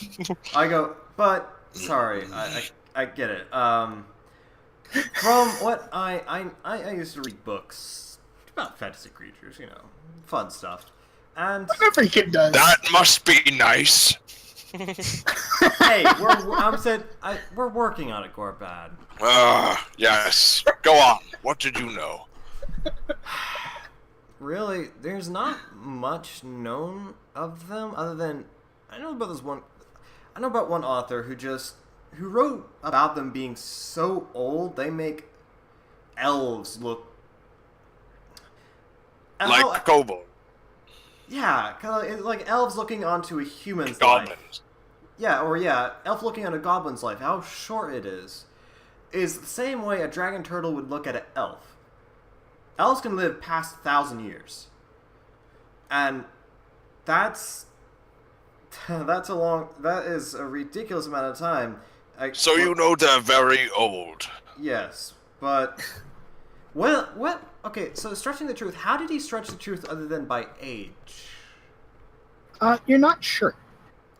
Okay. Because it's similar to dragons. You know, they've been so few of them around and like recorded and documented that you don't know what's fact or fiction. Gorbat, honestly, if you're asking around about it, I'm gonna tell you this. They're such a weird topic. They're such a out of general knowledge. Not a lot of people are gonna know damn thing about it. Maybe a sailor, but like yourself, you're a pirate hunter. You as much as you know, they'll probably know. If you not knowing more, the best thing I can recommend is maybe see if you can find a book or something that involves them. But so hang on. There's a point to this. But that being said, I don't know if Narenheim would have the library or the knowledge for it. I could look around while I'm. Roland thinks to himself, did you see a dragon turtle book at the store? Only a history check with disadvantage. You saw a lot of books. Oh, there were so many. I was more worried about the mess. Wow. Turtles, the ecology of turtles. You know what? Gorbat. You know how we're now it's your turn to train me for combat. This is something I can do. Before that, let's take a walk. Let's get our legs going. Let's go back to Mavericks and see if he's got a book. He should still be open. I go, hey, look, I'm trying to help you out. Do you want to know about Dragon Turtles or not? All right, let's go to whatever Maverick is. You run down to Mavericks. Uh-huh. Still open. You run down to Mavericks, you go in the door. Don't tell me there's books. It's a nice and neat stacked pile, but it's still a pile in like a corner somewhere. It's like stacked up, and you see Maverick is actually on top of this pile, like reaching up, and he's like, "Got it!" No! He kind of leans back, almost falls off of the tower of books he's made, as you see from the wall. Boom! Like another set of he just pulled a set of shelves out from the wall and kind of opened them up, and he's like, there that is, and reaches in and pulls out a dust-covered book, brushes off the dust. He's like, yes. He's looking at it. And he puts on his spectacles, and he's like, wrong way. Maverick. Oh, yes? Yes. That bird put up before tomorrow. And, do you have a book for... Never mind. I look where I put D, animals, Dragon Turtles. Or dragons. Dragons or Dragon Turtles? You don't see anything regarding either subject. Maverick, do you got anything about Dragon Turtles? No. Not here. Fizzlebang might have a book or two, but the Grand Library in Alden would probably have something on that mythical of a creature. Alden? Come on, DM, I'd probably know about this library. Alden, in the Crownlands. Oh. One of the major cities. Fuck! Yeah! You know Alden is not the one that hunts elves. Still. Thankfully. Fuck. But you do know, for what you researched about the Crownlands, you do know Alden, shifters, which you don't know them as shifters, you know them as part person, part animal people, are treated as slaves there. And throughout most of the Crownlands, they are treated as slaves, but there it's heavily practiced. But you do know it is often called the city of magic, and some say it rivals the capital of Verdenwald in terms of just how much magic is studied there. There's a wince in Roland's face, and he's just like,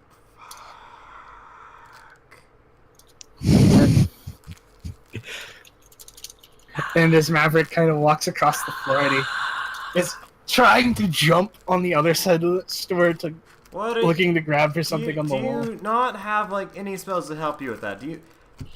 I look for a scroll of Mage Hand. If I find one, I throw it at him. No. When you mention spells, he's like, he stops there. He's like, oh yes, open says me. Boom, boom, boom, boom, boom.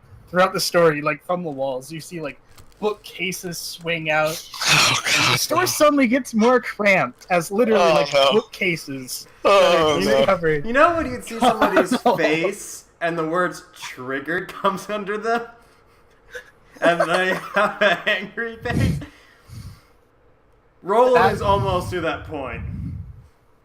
And as Maverick's like, no, get back there! As like some of the bookcases go,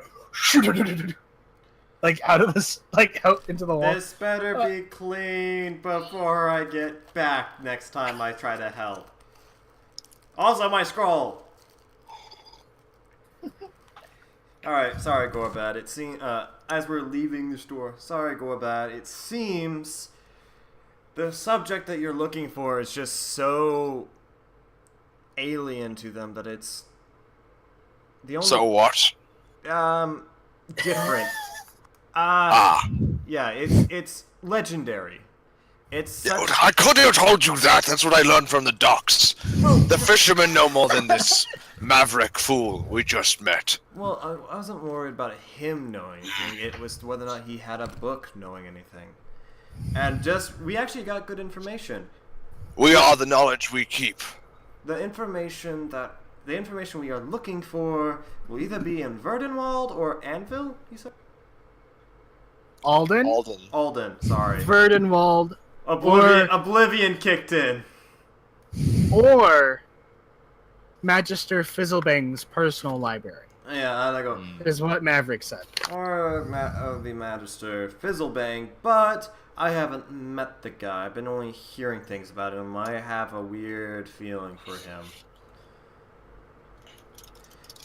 I don't know. I don't know really the Magisters too well.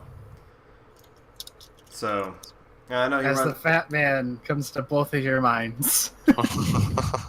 It seems the Magisters have a good face and a name, but in person are not as,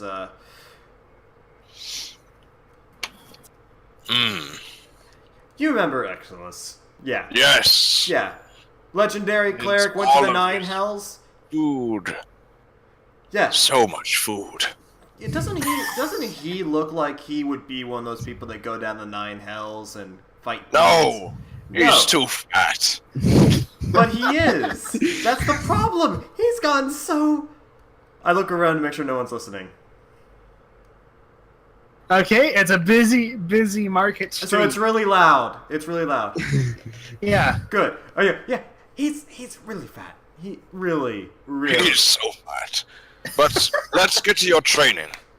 So what are we Daylight's burning. What are we learning? As you guys are saying that, you do see like a short and stout fat woman look at you offended as you're whispering this. Gorbet doesn't seem to care. Neither does Roland. He's going to Get he's triggered, going mate. to pull, because now that we're walking about and it's daytime, Gorbet does have his weapons, and he's going to take the spear out of his. Actually, more like evening time now, but Oh. We Well, whatever. can go It's back- still, we we're can go- traveling. It's busy. It's not like I'm looking suspicious. Gorbet Yeah. takes this, and also everyone fucking knows who I am in this city. At this point, At this point, by the end of the week, yeah. So Gorbet takes the spear out of his the leather strap on his back and hands it to Roland and says, "Get used to the weight of this. We'll practice when we get back to the ogre." It's not a heavy spear. It's heavy for Roland, probably. Oh god, how weak is he? I think I have a -1. Yeah, Oh, 8 strength. that's not terrible. You're just it's not terrible. It's like Yeah, but like there's a noticeable. Oh god, it's. Oh god, physical labor. Yeah. I go. A spear. I think I'd be better with like a dagger or Fine. a rapier. Let's get back then. Need to get your blood pumping, and maybe you need a walking stick. And he's gonna start walking faster ahead of him Now as they go back. Roland kind of feels how Gorbat was feeling when he was trying to teach him. Yeah. 'Cause, Yeah. He's trying to hold the spear like, oh god, this is heavy. And yeah, he could have given you his maul, which weighs 10 pounds. Roland might collapse. Yeah. Roland would be like dragging that behind his back. Anyway, so they get back, I guess, and we don't need to roleplay the whole spar out, do we? No, please don't. I don't want to. You don't have Not to. for my I was sake. just. If you don't Yeah. want to, don't do it. If you had something. What? I was just if you want. Yeah, I guess he's going to focus on specific. I'll summarize what they would train. He's gonna kind of focus him mostly on staying, like, kind of helping him enhance his own acrobatics if he has any, like trying to get him to be nimble against Gorbad's like big burly grappling, trying to help him to learn how to escape grapples for a person of his size. Yeah. Roland, your motivation is he's taking it easy on you. It still hurts. It still makes you sore every time he does it. Oh, yeah. So I'm gonna so roll fast. athletics, and I want you to roll in acrobatics to see how well you do. If that's okay, DM. Yeah, that's fine. Oh Okay, wow, so- yeah, he's proving a good student. I'm learning. Learning Yeah. quickly. Gorbad's bear hugs hurts. Learn quickly because it ain't hurt. Alright. Funny. So anyway, Pain is such a great motivation. Remember, kids. Evie was watching and smiling, and occasionally throws out a, "If you want any help, I can assist as well." and then probably it's like Evie's perfectly fine with helping Yeah, teach Roland how to fight. because as it's well. probably more likely to be valuable than someone who's not the same fighting style as what he's going to want to learn. Yeah. You fucking toss him a spear. What do you expect? You're And he- asking a barbarian to teach you. Yeah, he's gonna be like, also ask if he can test combat spells. He's not gonna hurt, or he's gonna Oh, we still had this one last time, huh? Like- You set me on fire or something? We broke my shed. Oh yeah. But yeah, he's Yeah, gonna yeah. basically, I'd say with the grapples, maybe also have like sparring sessions where they start off in the distance and Roland trying to figure out when is the best time to use each spell. So Okay. So like, he doesn't combat much, and he's never used these spells other than, let's see, the only time he's used like magic missile was accidentally out of pure impulse. So Right. he's been doing everything on instinct rather than knowledge. The spells, they hurt. Well, Roland also has a healing kit because he feels bad. But you also know Gorback could probably take a hit and be like, puny human. so is he like literally your whipping boy? No, because at this point, you probably whip me harder. Yeah. Yeah. But I mean, like he's your guinea pig. Well, Target dummy. Hey, at least Yeah, at the target end, dummy. we're all hot and sweaty and hurt. What hurting. else are you going to do? Yeah. That was your first day. So basically, Ah. the next few days will be this. Second day, going back to the store, fixing. Doing what they want. I'm gonna do this. I'm reorganizing everything for the better. I'm gonna label things for him, and basically have a thing of sheets where everything is located for him to use, and recommend he uses Mage Hand or various other things to help him get things, and maybe tell him invest in a fucking stepladder. I will ask, are you only organizing what's on the floor of the shop? That's What's in the first. back? Or are you That's- going to try to organize the things that Maverick seems to pull out of nothingness? And it's like, where did this come from? I will- Sometimes you turn around and there's a bookcase that wasn't there before. I'm You're like, working from the store, working on the secret bookshelves to the back. The progressional to the back. Roll me an Arcana check, as you're gonna have to work on some of these secret bookshelves by yourself. And just trying. Roll me an Acrobatics as well.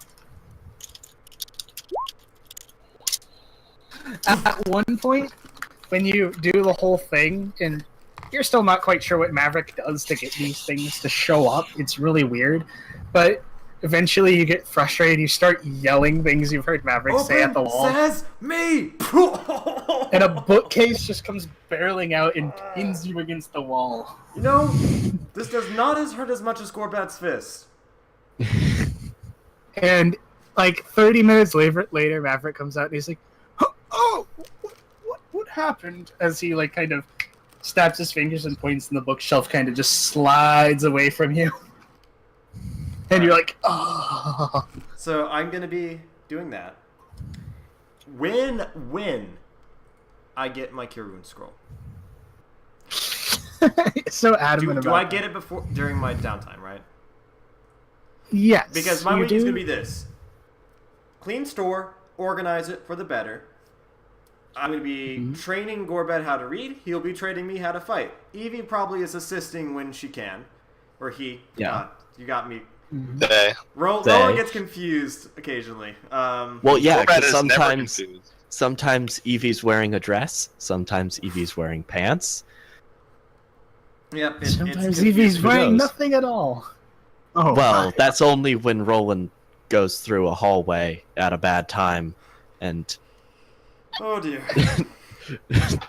course. and a door is more ajar than they thought it was. During that week, he will be also training if he has enough spell slots before the scroll. This is pre-scroll. Using Chromatic Orb to then try to cast Burning Hands to learn the Burning Hands spell to be able to cast it without having to make the sphere. Yeah. then when he gets the scroll, he's going to look at the scroll, and he's going to copy it the best he can into his book. Even though he cannot cast it, he wants to write down what is written on the scroll. And then for the rest of the week, instead of Chromatic Orb, he's going to be trying to apply arcane magic by writing down the sigils and everything he sees, and maybe writing down a few symbols of Saint Severa.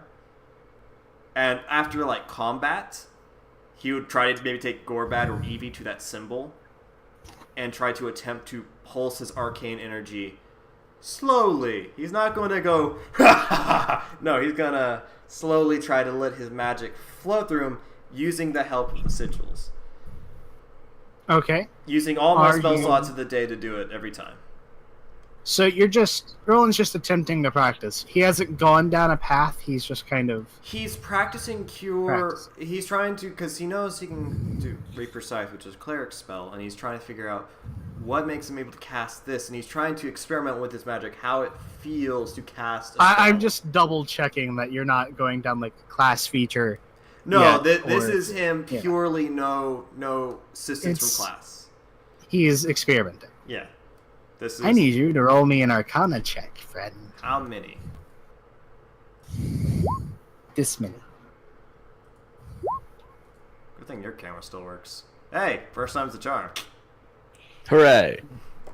You managed to successfully copy down the scroll in entirety in your book, but it's not like when you copy down a wizard scroll. Normally when you copy down a scroll and you're reading it,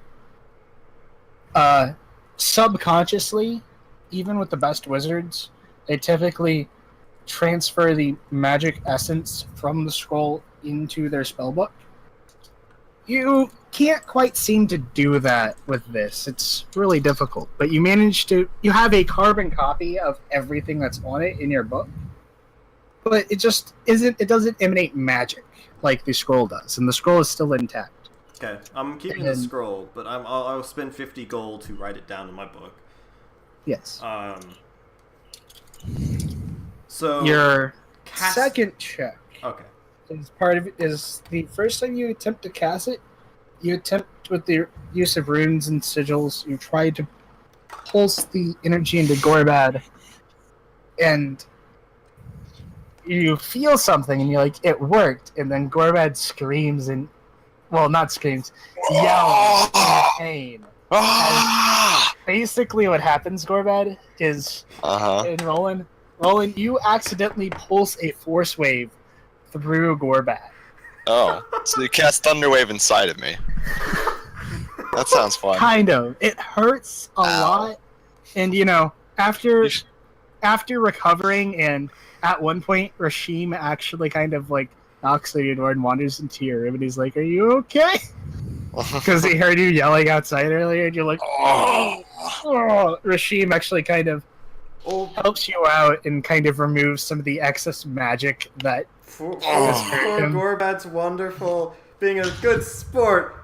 I'm gonna buy him some good alcohol for the to week. nurse his headache. Like his dinners and some good drink is on me. So how much gold do you want me to take off my sheet?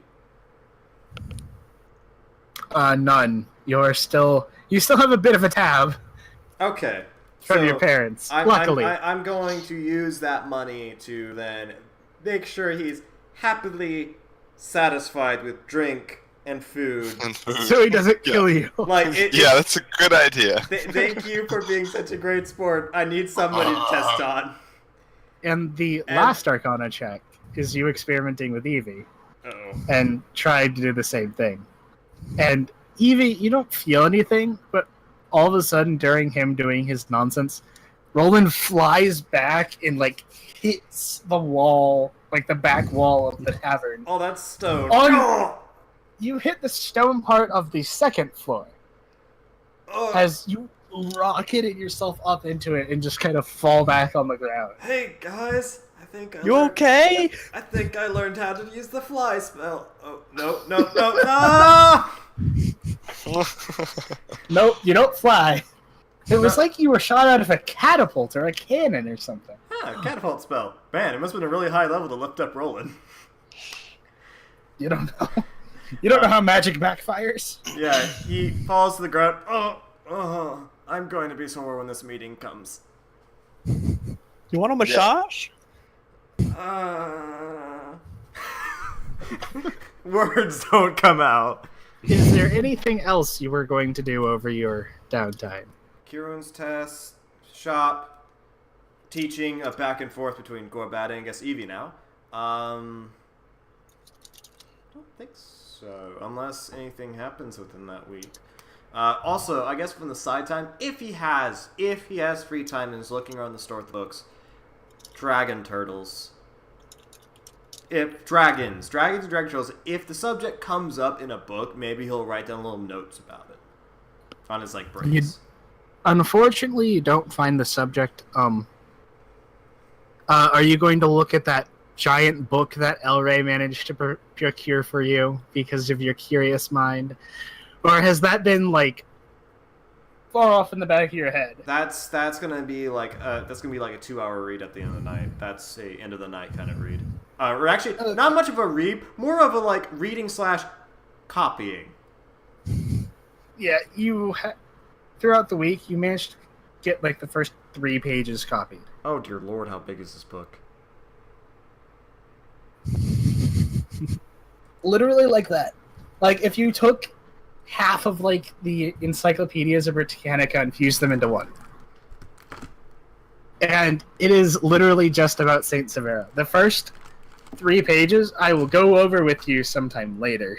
Alright, yeah. So that's basically his week, is store, clean, train with Gorbad, drink, food with Evie as well. With Evie as well, he'd probably offer it since Evie's helping, because they're both helping, he'd offer food and drink to both. And then at the end of the night, as instead of reading to bed, he's transcribing the book into his book and understanding what it's being said, and then going to bed. Waking up the morning, do it again. Is Cheyenne asleep again? Probably. Okay, then I won't. She doesn't need to be awake. It's fine. I'll probably pick up at this point next session, because it is about time we end. But I will say, in the middle of the week, you all do receive a letter addressed to each and every one of you. And Alistair is included in that, but he's not here, so. But when you open it up, and midway through the week, Roland, you do notice that the room that Rashim was renting out has gone empty. Strange. And when you guys open and read your letters, is a letter, and it is at the top. It says, "From Rashim and Rashid, owners of the Sands of Time," and it is them basically saying, thanking you guys for your assistance in various ways, and kind of also marketing their new store to you guys and saying, hey, you should come check us out. Oh, they have a new store. They actually got an official store. Shit, we gotta check that out after the meeting. Yes. It is called the Sands of Time. Shit, guys, we're checking that out after the meeting. I don't care what happens. I don't care if a dragon swoops down. We're like, guys, we have to check out the store before we run. Before it gets burned down by the dragon. Otherwise, we'll never see what's in it. The strange thing, though, it's a base shop. It's a base shop. That's all it is. Roland, you do notice that when you're reading the address, well, all of you notice except for Gorbad. Gorbad, you notice when someone reads it to you. Yeah. Through your training, you managed to actually sound out Rashid and Rashim's names, their names, but everything else is everything else is gobbledygook, and you're like, oh, I did it. I got the names. And for that, Super Gorbad, I grab a big mug. You get to chug that whole. It's a strong one too. I'm not doing it because you told me. I'm doing it because I want to. Of course. It's nice alcohol. It's delicious. You managed to not let it knock you down. Yeah. Fighting 450 pounds of badass. What is this about the address? Oh, the address is not in the business district. It is, in fact, in the slums of Narenheim. Oh. You figure they might manage to sell their wares, but they might not have known how much it costs to get a shop. And Roland, you do know there are no vacancies in the business district. Like, Yeah, that's ever. basically my point. Is they got a store. They're lucky because Naranime's kind of crowded. Mm-hmm. Just a Oh, little bit. and you guys probably will have spent enough time with Evie to notice that there are a series of intricate black tattoos that run from under their hairline down their back and to like their waist. I would pursue questions. Roland would pursue questions, but seeing how it's really late at night, it'd probably not be the right. Not Yeah. tonight. Yeah. We're not doing it's it. like Yeah, not it's tonight. just saying that you Yeah. guys probably would have noticed it by now. Yeah, I'd say with Gorbad. I'm sorry, I had to reconnect. Notice what? Evie has a series of intricate black tattoos that sort of resemble pictograms of various things that goes from under their hairline, down the back of their neck, down their back, and to their waist. Thing is, Barlin's been at the gun store, so It's just something that, like, just Well, you living guys in the come same back. place. True. Yeah, Like, you guys. you've been living in the same place for, like, a while that Yeah. you would have just noticed eventually. especially if I ran into you in the hallway at a very wrong time, like, oh my god, he's naked. Also, he's got some tats. Alright, this will be Oh, where that's we, nice. this is where we will end for the night. We will pick up next week, at the final night of your downtime, where Baran and Levial have come to the Prancing Ogre and into the dwarf's quarters to, arrange the whole, fake nobility title Thing. and Fake. getting you guys suited and everything, yeah. Well, I mean, I'm kind of banished, so. And Gorbad, have Yes. heard word that you have heard word that someone expects you to wear a suit to that thing. Take that how you will. Roland will say this: you don't have to wear pants, at least. But I don't have to wear pants. You wear pants. Pants are required. Oh, Shirt. Honestly, you don't have to. the city is confining enough. Must I wear pants? We can get him some nice vest or something.